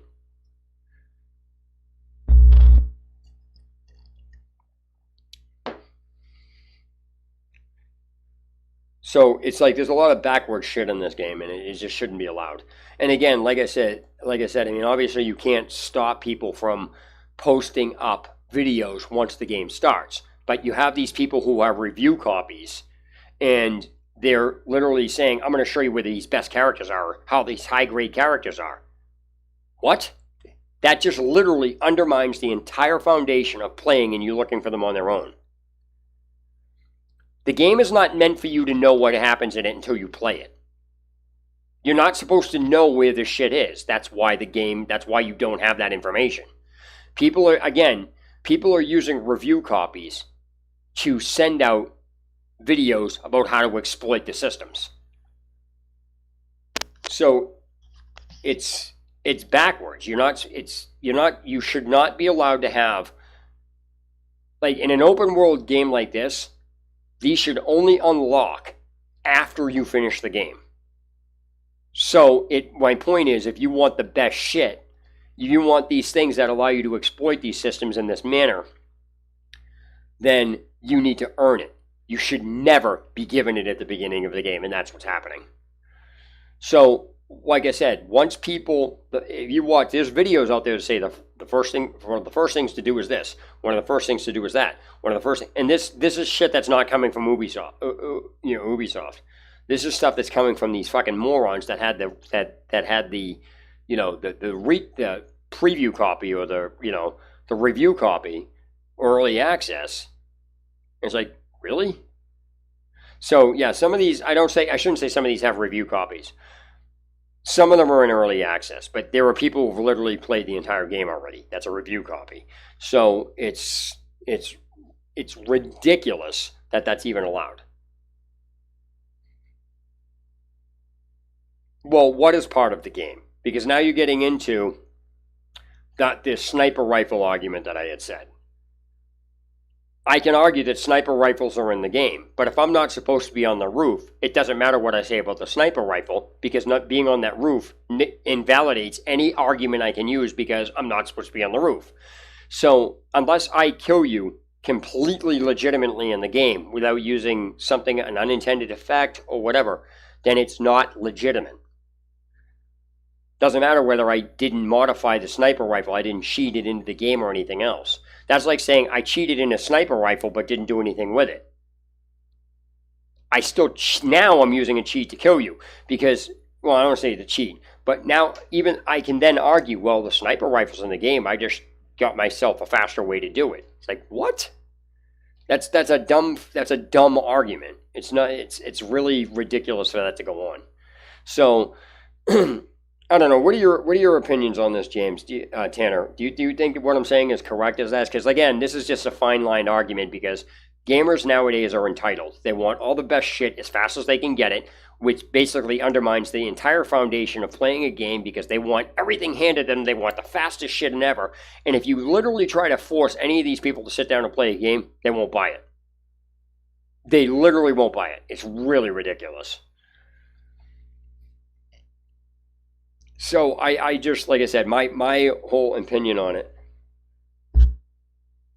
Yeah, but that doesn't matter. The point here is how I got up there is not even relevant. The fact that I'm not even supposed to be up there is the point.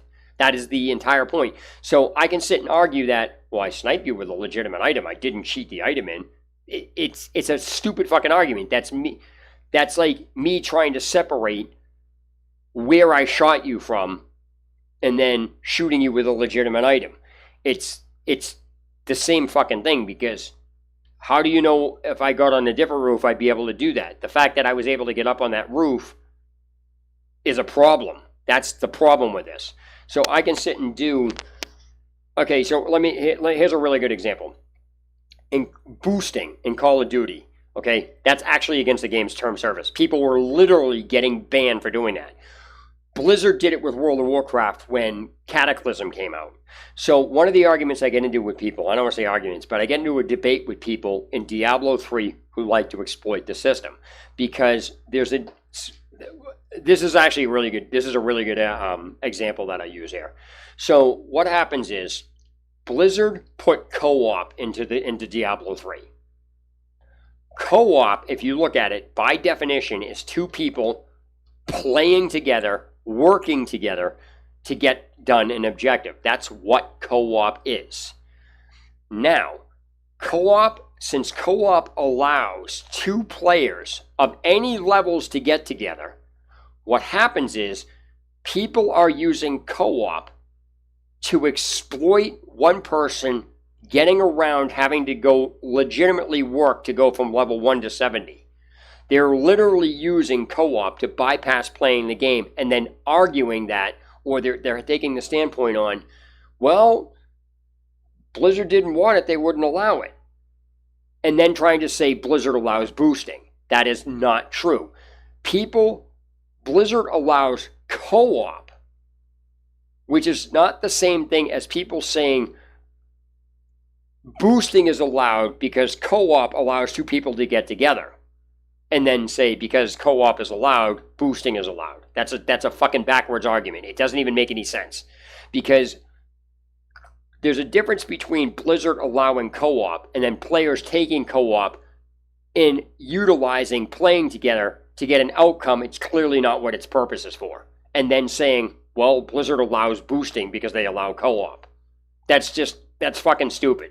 And so the thing with this is people are manipulating the game's mechanics to do something that is clearly not intended and then trying to argue the game developer allows it because they're doing something that's not intended just because they're doing something that the game allows. Okay, so in Call of Duty, okay, let me go back to Call of Duty. Okay, the reason I brought up Diablo 3 is because it's made by Blizzard. Now, the reason why, putting aside co-op for Diablo 3, and I'll get to my point in a minute. Okay, when you're talking about Diablo 3, co-op is allowed. What people are doing with co-op is actually not the use of co-op. People are just using it to bypass playing the game. So, the reason I bring this up is because in WoW, if you've ever played WoW, Blizzard put an achievement in the game which prevents anybody from flying on their mounts in these specific expansions that came out because too many people were using the flying mount to bypass playing the actual content. They were just going around to the key points, skipping all the content, pretty much every piece of content in the expansion just to get it over with and leaving. Blizzard specifically said, since people are doing that, we don't want them to do it. You're not supposed to be skipping play, and therefore we're going to put this achievement in that fucks you out of being able to do that.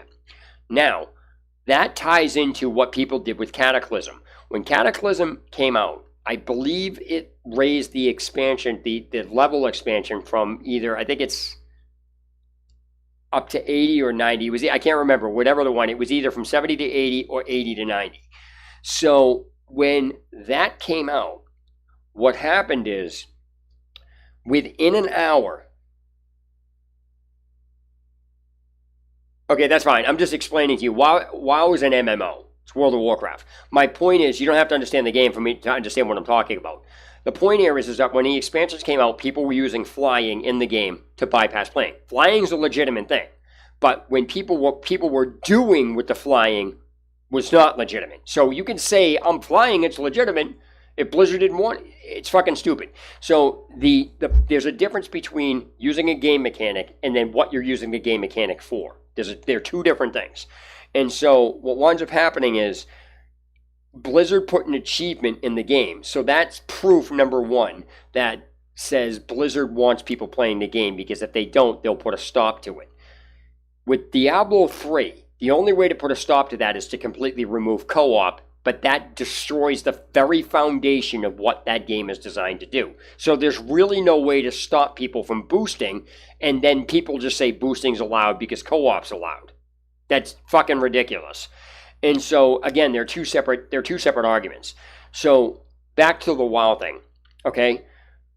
Now, in the current expansions, you cannot fly in the game until you get that achievement done. But you can't get the achievement done until you finish the expansion. So Blizzard forces you to play the entire expansion and then keep playing it until you get flying unlocked, which means you're forced to play the content simply because Blizzard does not want you skipping the content, period. That's why they remove flying from it. That's why they put the achievement out.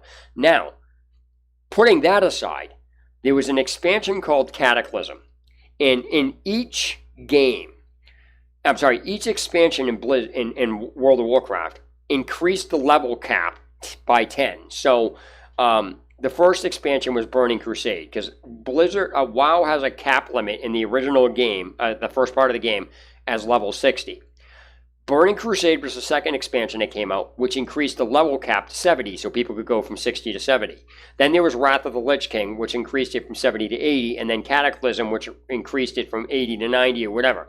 So the point is that Blizzard, I think it's 10 levels. It might have been 5 or whatever. But anyway, the point is, well, hold on a second. Let me get to this in a minute.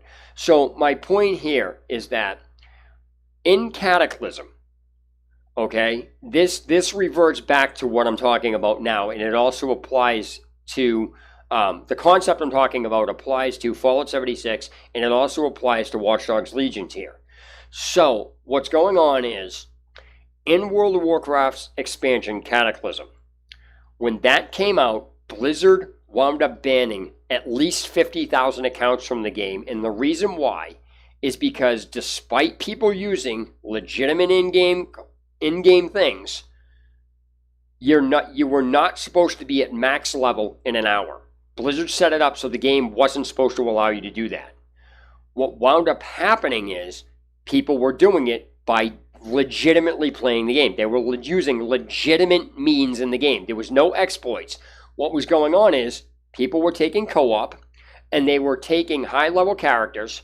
They were going in and killing this dungeon boss, exiting the dungeon, and going back in because all the XP in that was allowing them to generate it over and over and over again.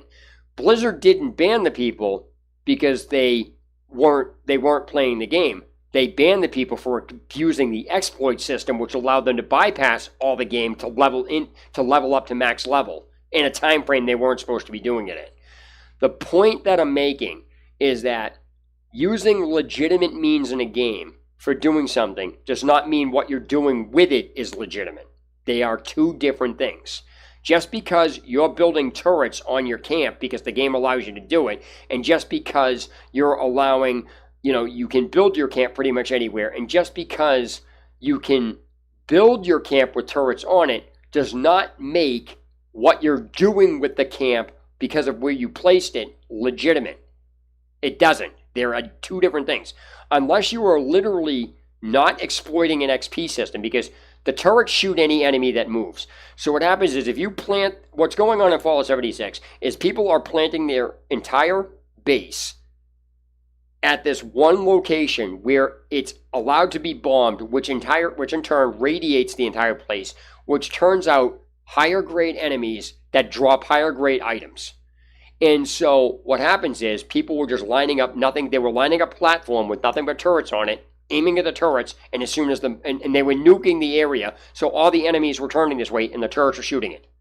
That's all they were doing. And in turn doing so, they were not only getting massive amounts of items that you normally would have been able to get, which would normally take you, like, what these people were getting in an hour would take you almost like 10 hours to actually get in the game. And on top of that, they were gaining massive amounts of XP from doing that. So again, I reiterate, building a camp is legitimate. Putting turrets on your camp is legitimate. People going into a dungeon in WoW to fight this boss is legitimate. Going into the boss over and over again in WoW to exploit the XP gain to hit max level in an hour is not legitimate. Putting turrets on your camp and then placing your camp in this area so you can consistently shoot every enemy to get massive amounts of XP and items is not legitimate. Even though you can do it in the game, it's not an intended purpose. Using these people in Watch Dogs that allow you to gain X amount of money, and then using the drone to do nothing to get the money, and then combining those two together, and then sitting and doing nothing, is not legitimate. It's just not. That's not what these things are doing, and that's what people are going to wind up doing. The concept is exactly the same. People are going to say they're using legitimate in-game mechanics to abuse a system and then say what they're doing is legitimate. No. using the person to generate revenue or income, because that's is part of what the character does. Just like your turrets are designed in Fallout 76 to shoot enemies.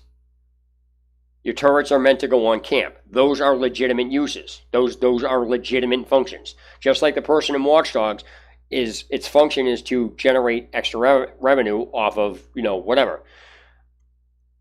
And so using a drone to hijack delivery packages is in the game. But if all you're going to do is hurry up to get to these things to unlock them because you know where they are, and then you're going to sit and generate an asinine amount of revenue by sitting doing nothing but jacking up these things simply because those two work together to generate an assload of money so you can buy everything in the fucking game early, is not legitimate. It's literally the same exact thing as saying, well, I didn't cheat when I gained max level in an hour in WoW. No, you didn't cheat, but you exploited the system in a manner it's not supposed to be used in. No, that isn't called farming. It's called exploiting the XP gain. That's exploiting the system. You're exploiting the system to do something it's not supposed to be, or it's not intended. The intent of farming is not to generate and seriously exploit gaining XP. It's not. The system of farming is not to sit and get an assload of additional weapons that you got 10 hours worth of weapons in an hour. That's not legitimate. That's exploiting the system. Farming is not supposed to be exploitative, but it is, but people do it. That doesn't make what you're doing, that doesn't make all those items, getting all those items legitimate just because you use legitimate means in the game to generate the way to do it. What you're doing with the system, using the systems in the game, is not the same thing as what you're using the systems for once they're built. They're two different things. So too often people are convoluting. I didn't cheat. I use legitimate things. That's not even relevant. What you're doing with them is not legitimate. Even though you legitimately followed the game's code and the game's everything, you're using it for an unintended, you're not using it for its intended purpose. You're literally abusing you're using what the game is allowing you, you're abusing what the game allows you to do to manipulate what the game is, what the game's intent is.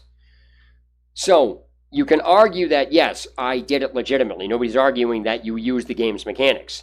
But when you start using the combination of the game's mechanics to do something that's clearly not what it's for,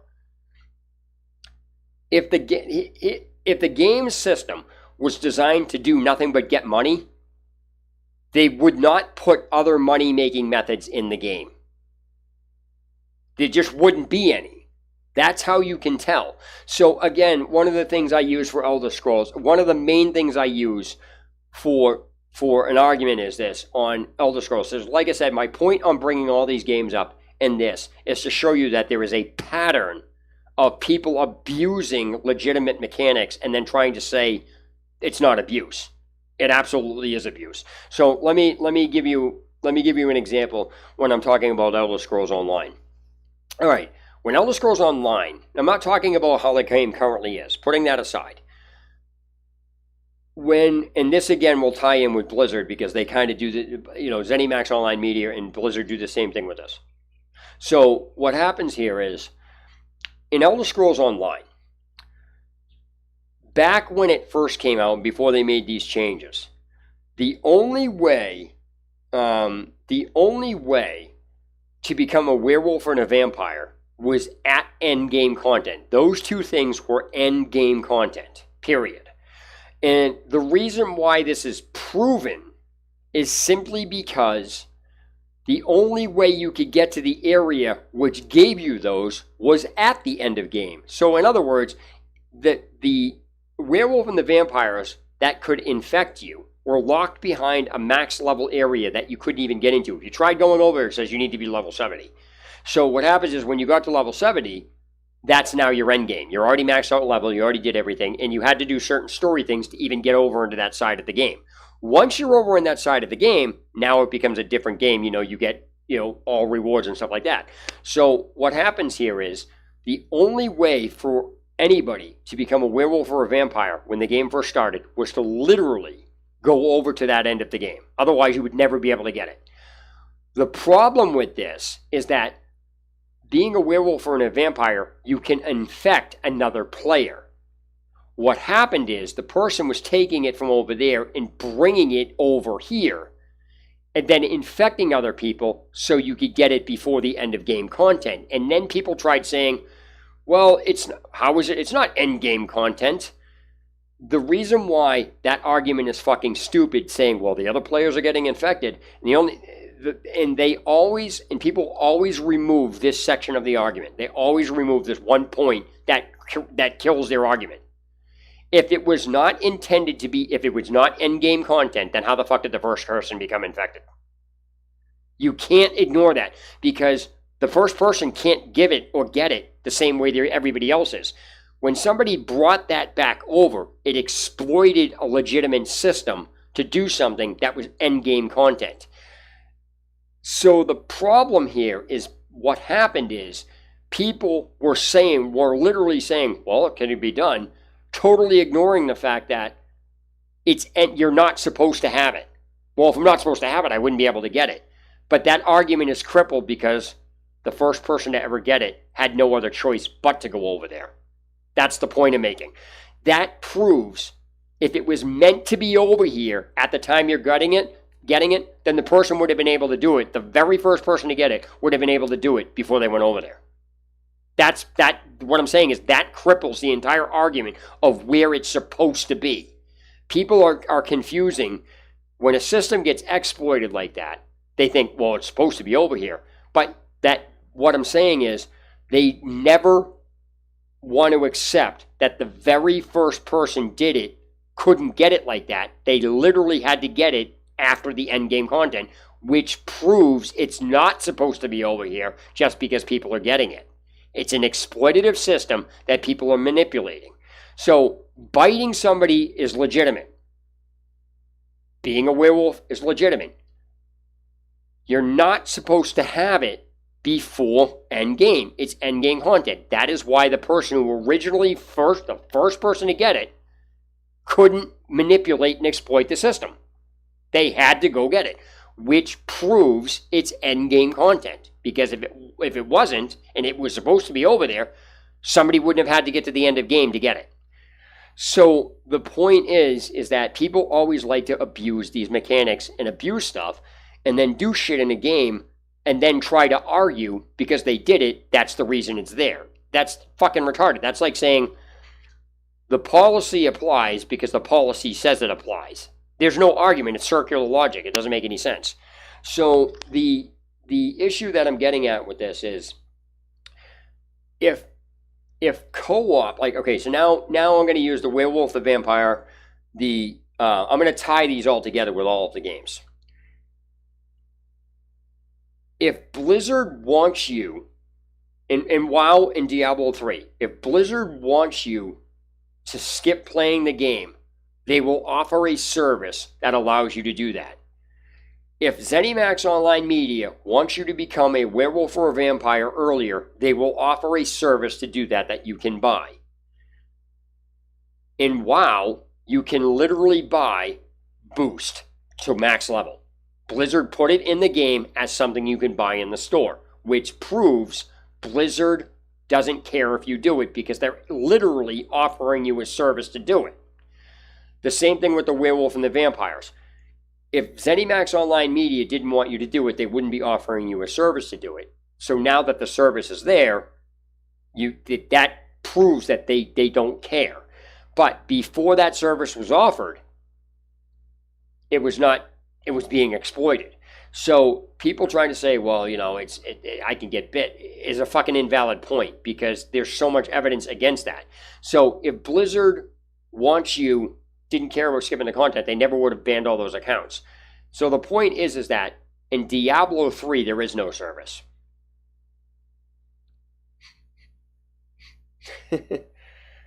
Well, no, I'm pointing out base facts. It's a basic fact. You can sit and put anything you want in it. But again, I revert back to the werewolf and vampire argument. you can't, you can say whatever, anybody can say whatever they want, but the fact remains is the very first person could not get it the way everybody's getting it. That just ends anybody's debate because that's a fact. It's not an opinion. It's not a bending of the rule. It's a fact. It's an unarguable fact. So to say that, now it doesn't matter because they put that shit in the game. But my point is that if Blizzard wants you to be able to skip playing the game, they will offer a service that allows you to do it.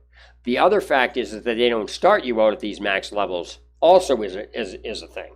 So the fact that people try to use these really stupid arguments to say, well, why they don't want a level isn't valid. That's them trying to justify exploiting systems. So again, there's a difference between using mechanics in the game, using the mechanics in the game because the game has those mechanics in it, and then manipulating what you're doing with those mechanics to do an unintended effect or other type of outcome. So these are just ridiculous arguments that people are using, because the bottom line comes down to is, put any spin you want on it, you can't remove the facts I'm saying from this. So, like I said, the only way to actually stop any of these exploits is to just put a block in front of them. I don't want to say exploit, sorry, that's a bad example. Or people abusing the systems.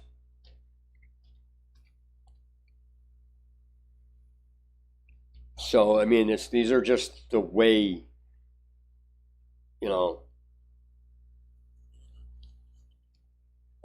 these are just basic facts.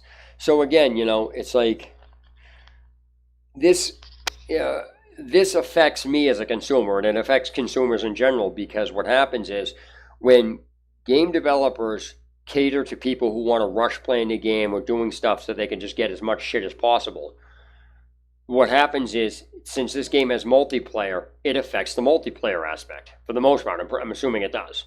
So if you get like an overpowered character in the game because you were able to get it earlier, and let's say I decided to go into multiplayer early on, and you went into multiplayer early on, if you use that system to generate getting X amount of money, or you went out and did, where one of these overpowered people was, but I haven't got to that storyline yet, is it my choice to go into multiplayer? Absolutely. But I should not be subjected to somebody else going into multiplayer and having way much better shit than I that still hasn't completed the game, just because somebody showed them how to manipulate the system to get overpowered characters to bring into multiplayer.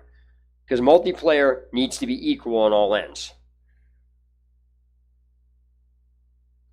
Speedruns, let me put something out about speedruns, all right?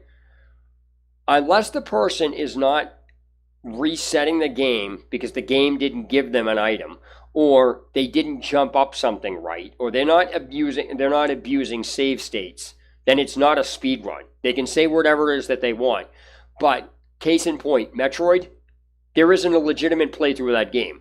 A speedrun is going from start to finish in the way the game is intended. As far as not, I had to land on this ledge, or if I tip the button just right, I can double jump here and get an item that I'm not supposed to have right away. That's not speedrunning. That's literally manipulating the game to give you what you want so you can play the game better, or faster, or do something. The point here is if you have to exploit stuff or manipulate the game system to get items early, then you're cheating. It's simple as that. There's no such thing as a legitimate speedrun unless you're going straight through. Case in point, look at the Outer Worlds. Okay, the Outer Worlds, the developers were watching a 12-minute speedrun of that game. The developers were making comments on it. The developers were saying, okay, whatever. So what the person did was the person legitimately went from start to finish in all 12 minutes. A speedrun that uses any type of fucking system to glitch, manipulate, or otherwise get the game to give them something just by reloading save states and shit like that, then it's not a speedrun. I don't give a shit what anybody says. It's not legitimate. They are not skilled in playing, because most of the people doing these, quote, speedruns are watching other players do it and then just copying them. Copying someone verbatim on what they're doing does not make you a good player. That makes you a copycat because somebody did all the work for you. That's like saying, that's like when all these people in all these games, especially WoW. WoW's an MMO, so there's a lot of stuff in there that you really need to look up. But the problem is people, the idiots that play these games, and I call them idiots.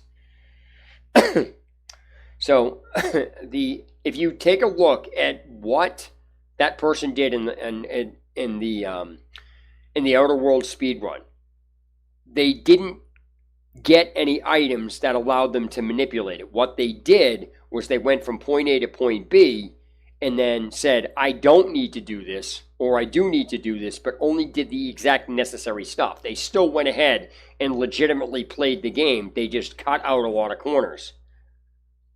Because the developers will tell you that when they're watching it. What do? Argue with the developer? Because if you get an item that you're not supposed to have until a certain point, and you get it at the beginning of the game, you've cheated. I don't give a shit what anybody wants to say. I don't care what, I'm not getting into these debates with people. If you manipulate the game to get you an item you're not supposed to have at that point, it's not a legitimate run. You can say whatever it is that you want, but since the only reason you're able to do the run is because you have an item you're not supposed to have, and you have that item you're not supposed to have, even if you didn't use any cheats, you exploited the game system to get it. It's not a legitimate run. That's not what legitimate means. So the point that you're asking, in this particular case, what says it? Oh, sorry, Datrix. I should have, sorry, I wasn't paying attention. The game is out, but it's not going to be publicly available to play until the 29th. Sorry, I didn't even see you in the chat. I was just going over like what's going on with this game and what to expect when people start playing it, because there's a lot of people who have like review copies or early access to it that are literally putting out videos showing you where like all the best shit is, how to manipulate the systems to get money. So it's literally going to break the game. It's fucking stupid the way this is happening, and they should never be allowed to do that. So it's kind of one of those things where you just get, this is just my thoughts on it, and that's why I'm talking about all these other games, because when people exploit stuff, they feel justified in doing it if they feel that whatever they've done uses the legitimacy or the in-game mechanics. But that's where the argument falls apart. There's a difference between using the game mechanics and then manipulating the game mechanics you're using to do something that clearly has an unintended effect, or something you're obviously not supposed to be doing with them. And so that's just all my point. So I just don't agree with developers allowing, player. My whole thing is that gamers are too entitled nowadays. They will literally argue and manipulate any system and then say it's legitimate. So I think game developers need to tell these people to fuck off, and they need to literally force people to play the game. Like all the shit that people are doing to generate a lot of money early in this game and things like that. I keep harping on that, but that's literally a problem. Because if you generate all the fucking money you possibly can at the beginning of the game, what fucking good is it? What are you literally going to do? Great. I get all the stuff. Yeah, it may be fun, but guess what? You just literally destroyed the game for yourself, because it allows you to not be able to have to do any work whatsoever that requires that type of thing to generate money. So my point here is that, okay, these drones that drop off packages, once you get that, well, this has nothing to do with the community. The speedrunning community likes to make shit up. That's their own rules. So they will literally argue every time you say it's not legitimate by saying it's legitimate because we say it's legitimate. Let me put it this way. If you get items in-game you're not supposed to have, people have been banned from online games for doing it. That alone is proof that it's not legitimate. Whether you're offline doesn't circumvent that. Just because you're not affecting another player does not negate that argument. It doesn't. Honestly, that's a really dumb comment that people like to use. Show me the rules. The rules are simple. People online have gotten banned for having items they're not supposed to have before they get them, period. And every time they do it, they usually get fucking banned. That alone proves That's the rule. If you have something before you're supposed to have it, it's not legitimate. If it was legitimate, nobody would be getting banned from online games. Because that means the developers want you to play something a certain way, and if you have it, that means you're not supposed to have it. You're not supposed to be playing that way because that's not the way to play the game. So people and speedrunners can try to justify whatever they're doing. I'm offline, I'm not hurting anybody, it's a single player. That's not relevant. The fact that game developers ban people for having items they're not supposed to have at times they have them, even if it was done completely, within the confines of the game, that alone disbars that argument. Because if it was a legitimate thing, nobody would ever be banned from a game for doing that. So the whole thing here, back to what I was saying, Datrix is the sorry, I may not be pronouncing your name right. So the the thing with this is that too many people are putting out too many videos that show people how to manipulate the system. So my point is that in the game there are characters that allow you to generate more revenue than normal because that's just the perk that they have. That's what they do. And then there's a drone element upgrade that you can get that allows you to hijack drone packages.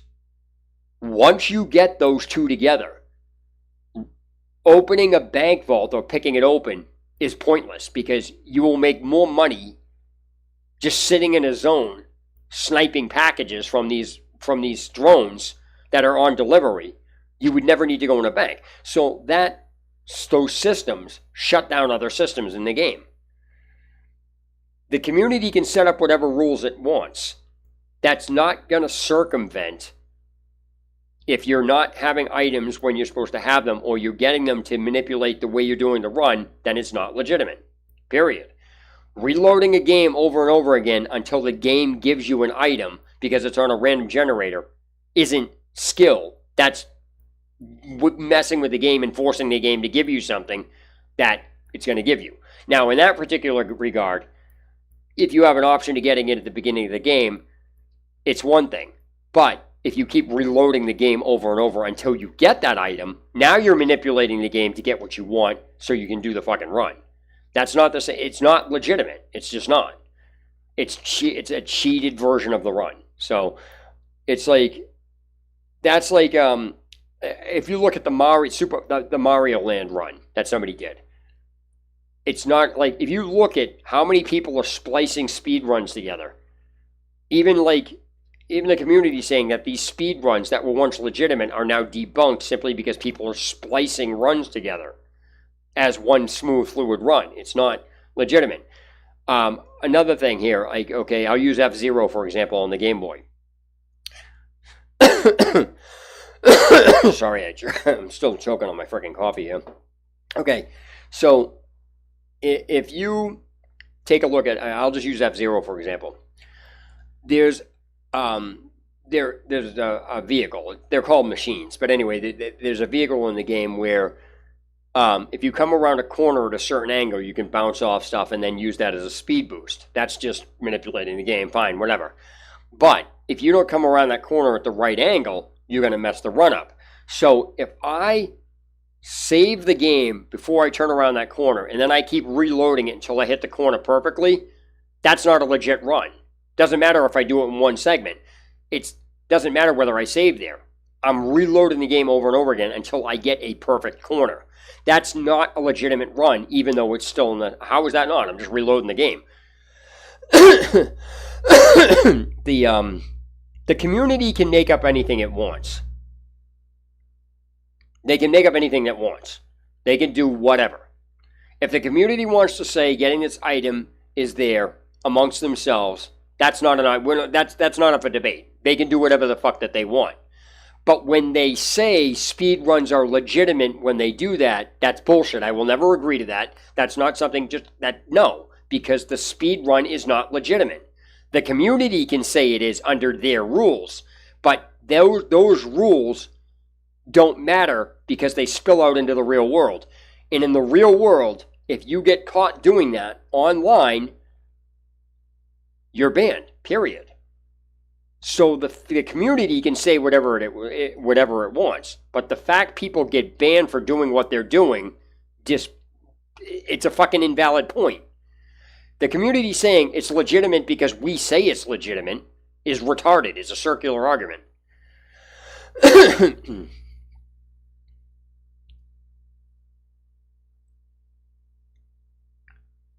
So yeah, what I was saying, Datrox, Datrox, sorry, I can't pronounce your name. But as I said, the game's supposed to be coming out the 29th. So what I'm going to wind up doing is I'm going to go into a blind because I want to see what they did and didn't do to the game. But I'm going to unrelated to this. Well, it's kind of related to this. The I'm getting my teeth out. Like I made a video on my teeth getting fixed as a whole freaking thing. So my point is that I'm going to wind up, once I get out of the dentist, I'm going there on the 30th. So on the 29th, I'm intended to stay up and stream the game, and then I'm going to go sleep. So I'll have an excuse to stay up. That I just don't know when they're going to release the game. It could be midnight. It could be 2 a.m. Who knows? I don't know. I didn't look into it. They may be posted. I don't know. But that's my thought process on this. James, if a game developer bans people for having items that they're not supposed to have, what's the question here? That's not me saying that. That's me pointing out what the game developer does to people online games who are not supposed to, who wind up with having items that they're not supposed to be having. Or doing it, case in point, Blizzard banned a bunch of WoW accounts because they were max level. They're not supposed to be max level. So the community can say whatever it is that they want. But the fact that the game developer, if the community says this is a legit thing, people will not be getting banned by the game developers for doing it when they do it online. If they're getting banned for doing it online, that means it's not legitimate. There's no argument there.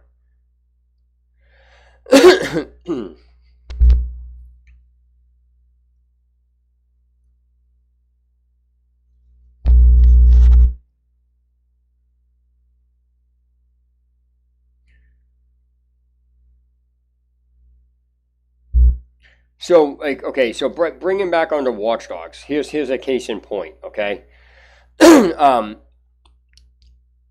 Again, I hope this doesn't happen. This is just me being overly cynical of this, but this is pretty much what, like I said, every game I've explained, there's always been these people exploiting systems in them, and then saying, well, it's ridiculous. So, back to Watch Dogs 1, all right? Invasion. Watch Dogs 1 is not a shooter. It's not supposed to be, let me camp out a spot and keep pegging you so nobody can get near me. People were doing that and then trying to say, well, the game allows me. It isn't the fucking point. In Watch Dogs 1, okay, there's a certain area, if you go out to this lighthouse and you stay there, nobody can get near you, because if you have a sniper rifle or a rocket launcher and somebody's coming after you to get your data in a game Invasion is meant for you to sneak around, get someone's data, and then they're supposed to try to find where you are. If they do, they chase you. People were literally changing the entire construct of the game by camping out, people were changing the construct of what Invasion was to something it's not even supposed to be used for. And people were camping out because the game revolved around like getting headshot points or whatever on the other player. So what happened is people started turning a game mode that was specifically designed one way into something else, and then exploiting the system to get ahead on the leaderboard. Because people can say, well, I'm getting headshots.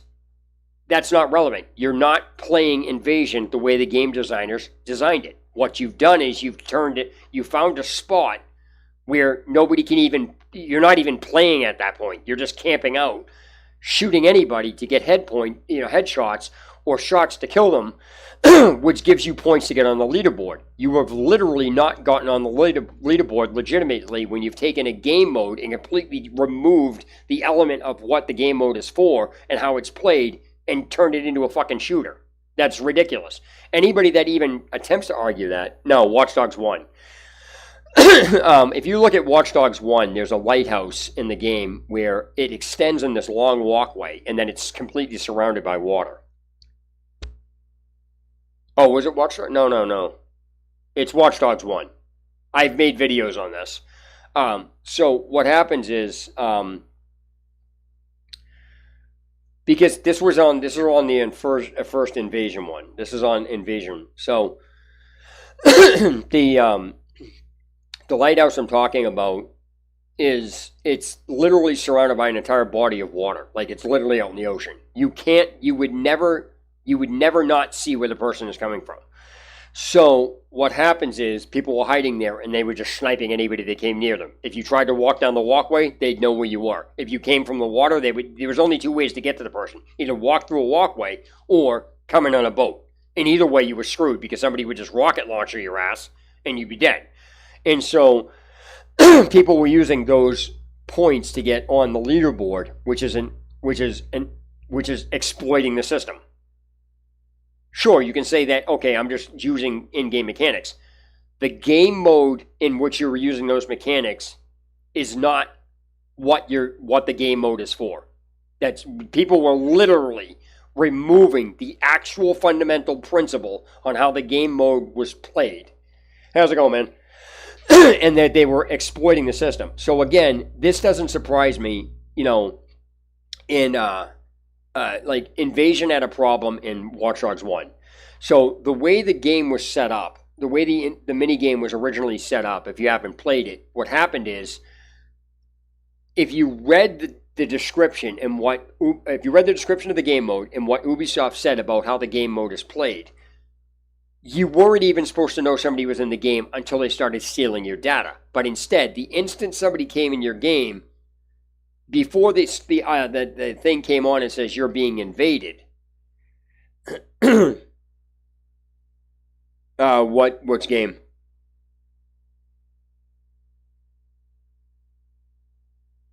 You mean how much does this game cost? Well, it depends what version of it you get. So here's the version I got.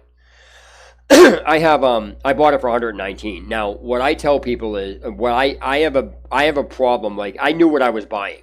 So my thing here is that when you buy a game, you may not be aware of this, but when you buy a game, yeah, Watch Dogs Legion right here. So on the game, I know that the chat's like a little behind. So when you buy a game and you buy the season pass, what you're basically doing is the season pass completes the game. So what happens is the game developers are actually taking content that's part of the original game and removing it and then selling it to you later. So you're basically not buying a completed game. So that's the first thing you have to understand about this. So the Gold Edition and the Ultimate Edition both contain the season pass, which unless the DLC itself. Yeah, I have this on PC. It's right there. It's platform PC download if you read it. All right, so most of this shit's all cosmetic. I'm not a cosmetic person. I don't really give a fuck that, great, my car has a different skin. Whatever, I don't give a shit about that. So the thing here is that the main thing was that the Gold Edition and the Ultimate Edition was a $20 difference. Because the Gold Edition is, I won't buy a game like this unless it's warranted. At least I feel it's warranted. And then I will make sure that I always get a season pass with it. It's fucked up. I know sometimes it's not getting the money's worth on it. But in the case of like Origins, okay, Assassin's Creed Origins, the DLC in that were full-blown areas. Like that was legitimately like they were literal expansions. So when I got Assassin's Creed Origins, I happened to get lucky one time when I logged in. It was only $66. So that's what I did. And so I got a $99 game for $66. But would I have still paid $99 for that game? Yes. And the reason why is because when I paid $99 for that, the season pass, the expansions made up for that over the season pass. Because the expansions literally added literal shit, like they added a shit ton of content to it. So it literally didn't just expand the game by like a couple items here or there. It literally expanded the game completely as far as landmass, quests, items, just random, it was just cost everything. So in that regard, it was worth it. So the difference between the Gold Edition and the Ultimate Edition was about $20. So I was very carefully weighing, because again, most of the shit that you get for this is cosmetic.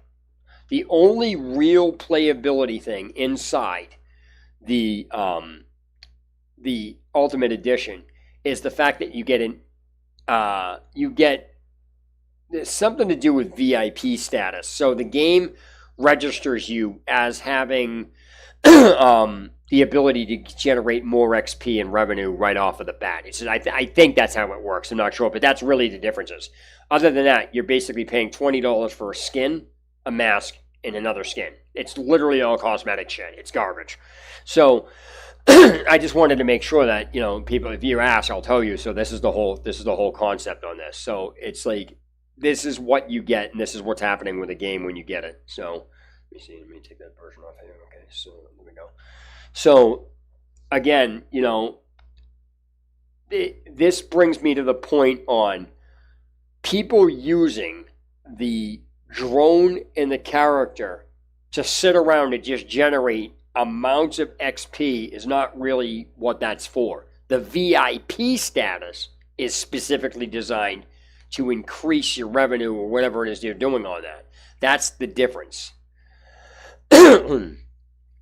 So there's a difference between when gamers use a system and then exploit the system to do something that's clearly not intended, and then people using in-game mechanics for their intended purpose. So there's a huge difference when you're dealing with these. What?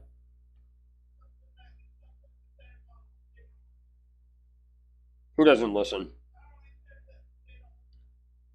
She said that? My daughter's copying me.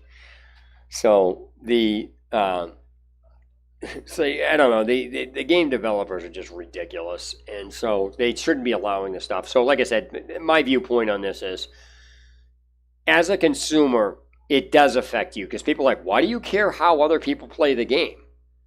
Well, when you have systems in the game that people are exploiting that spill over into multiplayer, it does affect you. It gives them an edge over you in multiplayer.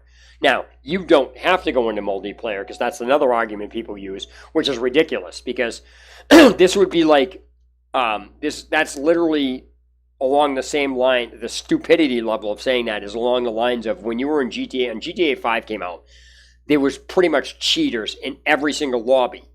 And obviously, you're not supposed to be cheating online in the game. But when you point it out, it's like, can you leave? People are like, well, if you don't like cheating, leave. Like, they had precedents. Like, really? So they were telling you, who has to go? No, my daughter's up. So people that were cheating, that weren't supposed to be doing it, were literally telling you, if you don't like them cheating, leave the lobby. It's stupid the way people are doing this. So that in that regard, people would probably in the same section say, well, if you don't like multiplayer, you don't have to come into it. That isn't relevant. The point here is that you have an advantage because you could have done the same thing. And it's like, no, they have the advantage because they exploited the system in the game. There's a difference between playing legitimate and using the systems for their intended purpose and then exploiting the system and then trying to tell somebody, well, if you don't like the fact that I exploited the system, you could have done the same thing or just leave. Do you see how stupid that sounds? That's the way these gamers work. They say these ridiculous statements that are just totally asinine. That's a ridiculous, dumb argument. It's like I said, if you're cheating online and somebody tells you, you don't get to tell them to go find another lobby. That's just dumb because you're not supposed to be cheating. So I have to leave the lobby because you're doing something you're not supposed to be doing. And then on top of that, what made that statement even dumber, on top of it already being dumb, what made it dumber is there was no lobby you could go into where there wasn't a cheater. Then they tried pulling the, well, you're going to make your games private. I shouldn't have to make my game private because you're doing something that you're not supposed to be doing. It's ridiculous. Like this when it's put into that effect, whether somebody's manipulating the game mechanics or doing speed runs, that whole argument aspect and that mentality applies. You're doing something you're really not supposed to be doing, and then you're basically telling other people to deal with it. If you don't like it, don't play the game. Somebody doesn't, that's like when games in that online games that have a text chat, it's filled with freaking cancer. It's like ridiculous. There's things in there that are not even supposed to be doing. So instead of the developers completely removing global chat, what they do instead was put these stupid rules in place, and then once you complain about it, they tell you, well, you can just leave chat. That's like saying, well, if you don't like me cheating, just leave the lobby. It's the same concept. So the point here is that when I explain something, I put it into a perspective that shows you how dumb it is by applying the situation where people don't want it applied, but still does apply. So you can see the stupidity level of the way gamers operate inside their, inside the games and inside the chats and whatever else it is. When the reality is there's very, very simple solution to this. However, the game developer is so worried that people won't play it that they just cave to the people doing it. Because honestly, the way all games should work is you should not be able to get any of these perks until you play the game. You should literally be forced to play the game, force people to play the game so they can stop exploiting these systems. No, they're really not. Because you're still doing the same argument applies whether it's multiplayer or single player. It's still the dumbest thing to say. And again, people try to, it's like the old statement of, well, I'm buying a loot box. Why does that affect you? It's not your money you're spending. It does affect you as the consumer because when these morons buy these stupid things, it encourages the game developer to keep making them. And then when the reason why this is so ridiculous is let's look at the Star Wars Battlefront. Look at the Darth Vader issue, and that's all I'll tell you. Because that's literally what's going on. People are having an advantage over certain things by using exploiting systems or whatever they're doing, and then they're telling you, if you don't like them doing that, cheating, that you should just find another hobby. Like they did nothing wrong. It's literally that ridiculous. So anyway, I'm going to end this stream. I just wanted to get my final thoughts out on this, and so I will hopefully stream this when this comes out, because again, I have no idea. I didn't look in. It's coming out tonight or tomorrow. I don't know if it's released at midnight tonight. I don't know. So what I'm going to do is I'm assuming it's going to come out at midnight. I'm assuming. I don't know. But if it does, whatever, that's cool. If not, I will definitely be streaming it all night from the 29th into the 30th, because again, I have to go to what point is that about people telling like they're telling you to leave after they're doing something they're not supposed to and acting like they did nothing wrong. That's ridiculous. And so, especially in online games. But my point is I'm going to end this stream. I intend to stream this. I'm definitely going to be streaming this on the between the 29th and into the morning on the 30th. I just don't know when this is going to be available. So, I mean, they could have posted it, and I didn't read any of the stuff on this. I don't want to read. I've watched a few videos here and there to show some tips and tactics and tricks, but that's where I got the information I was getting from for this video about as far as showing where, who's showing where to get what and showing how to exploit these systems is ridiculous.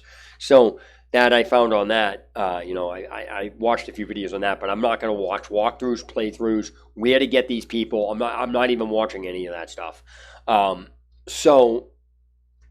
not even watching missions. I'm not doing anything. I'm barely watching open world gameplay because I don't want to know anything about this. I want to go into this blind. So I definitely will be. No, I probably won't be buying that. That's just Assassin. It's too much. If you want to know what my thoughts on that are, I have another video on this channel that explains what happened with Assassin's Creed Odyssey. Like, I had a problem with Odyssey, but let me get into this. Let me finish this. Let me finish explaining it first, and then I'll get onto that. So what I definitely want to be streaming this from the 29th into the 30th. So I'm going to wind up having my teeth removed on that. So that's just going to keep me up all night on purpose. But I will then I hope to be streaming this at least 2 nights or something like that. So maybe tonight. I don't want to say tonight, but maybe midnight tonight we'll do it. By the way, you like my umbrella shirt? Yeah, bitch. Umbrella. I actually have a long sleeve version of this shirt as well. So the as far as the Assassin's Creed game, just to touch up on this, I bought Origins and then I bought Odyssey. But what happened with Odyssey is that I think Origins destroyed Odyssey for me because it was just repetitive. I think if I had played Odyssey without playing Origins, I would have actually played it. But what happened is I basically played Odyssey out of my system just because they're so similar. It's pretty hard to top Origins. Like, it was just a well-rounded game. Now you got to remember, I played Assassin's Creed 1, 2. I tried playing 3. That was a fucking disaster. I played a few things here and there, but I stopped playing them because they just got too damn repetitive. Then when Black Flag came out, I was like, this is really good. So I finished that game. So then there was a little while longer, and I was looking into Assassin's Creed Origins. I held off from buying that because I didn't know how it was going to be. But when I pirated a copy of it to begin with, I played it and I'm like, this is fucking great. So I actually wound up buying the game. And because, like I said, I will only put money toward a game I feel is warranted. And so I wound up playing Origin. Like, I have complete playthroughs of Origin, like multiple ways through, and I did it twice. Like, if you look at Origins, you'll see on the channel, I literally have two playthroughs. One of them is at 100% on Nightmare, which means I've beaten the game twice. So I finished everything on it. So when I did all that, I literally think that killed Odyssey for me. That's where I think the real problem was, because I just could not get into Odyssey at all. I literally tried. I legitimately tried playing it. I just can't get into it. So there was something about Origins that literally made me want to play it. There was some draw to it. Like I said, I think I just played it out of my system. Like, it's gone. I got it out of my system. So when I played Odyssey, I was like, this is okay. This is okay.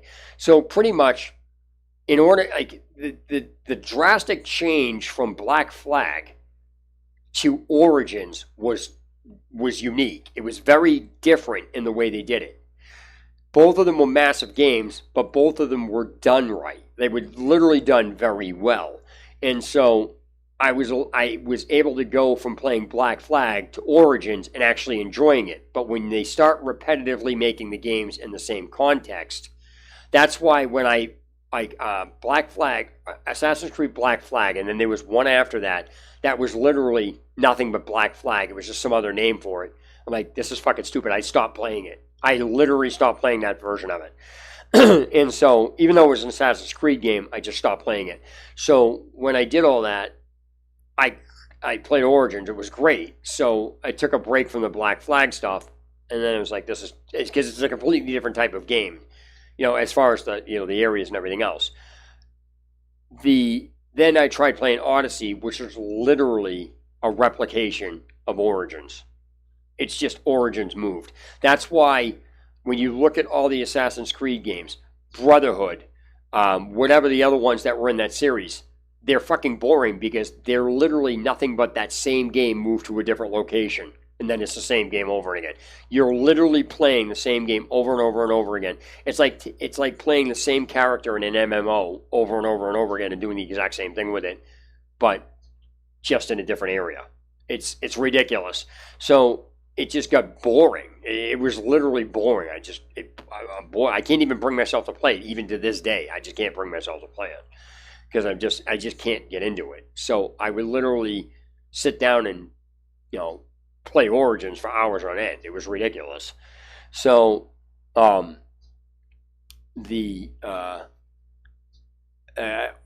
far as Valhalla, it's too much like Odyssey. I'm not saying it is because I haven't played it. I'm just saying, just because I understand the structure of these games, you're not really doing anything different with it. I mean, they're not really doing anything different with it.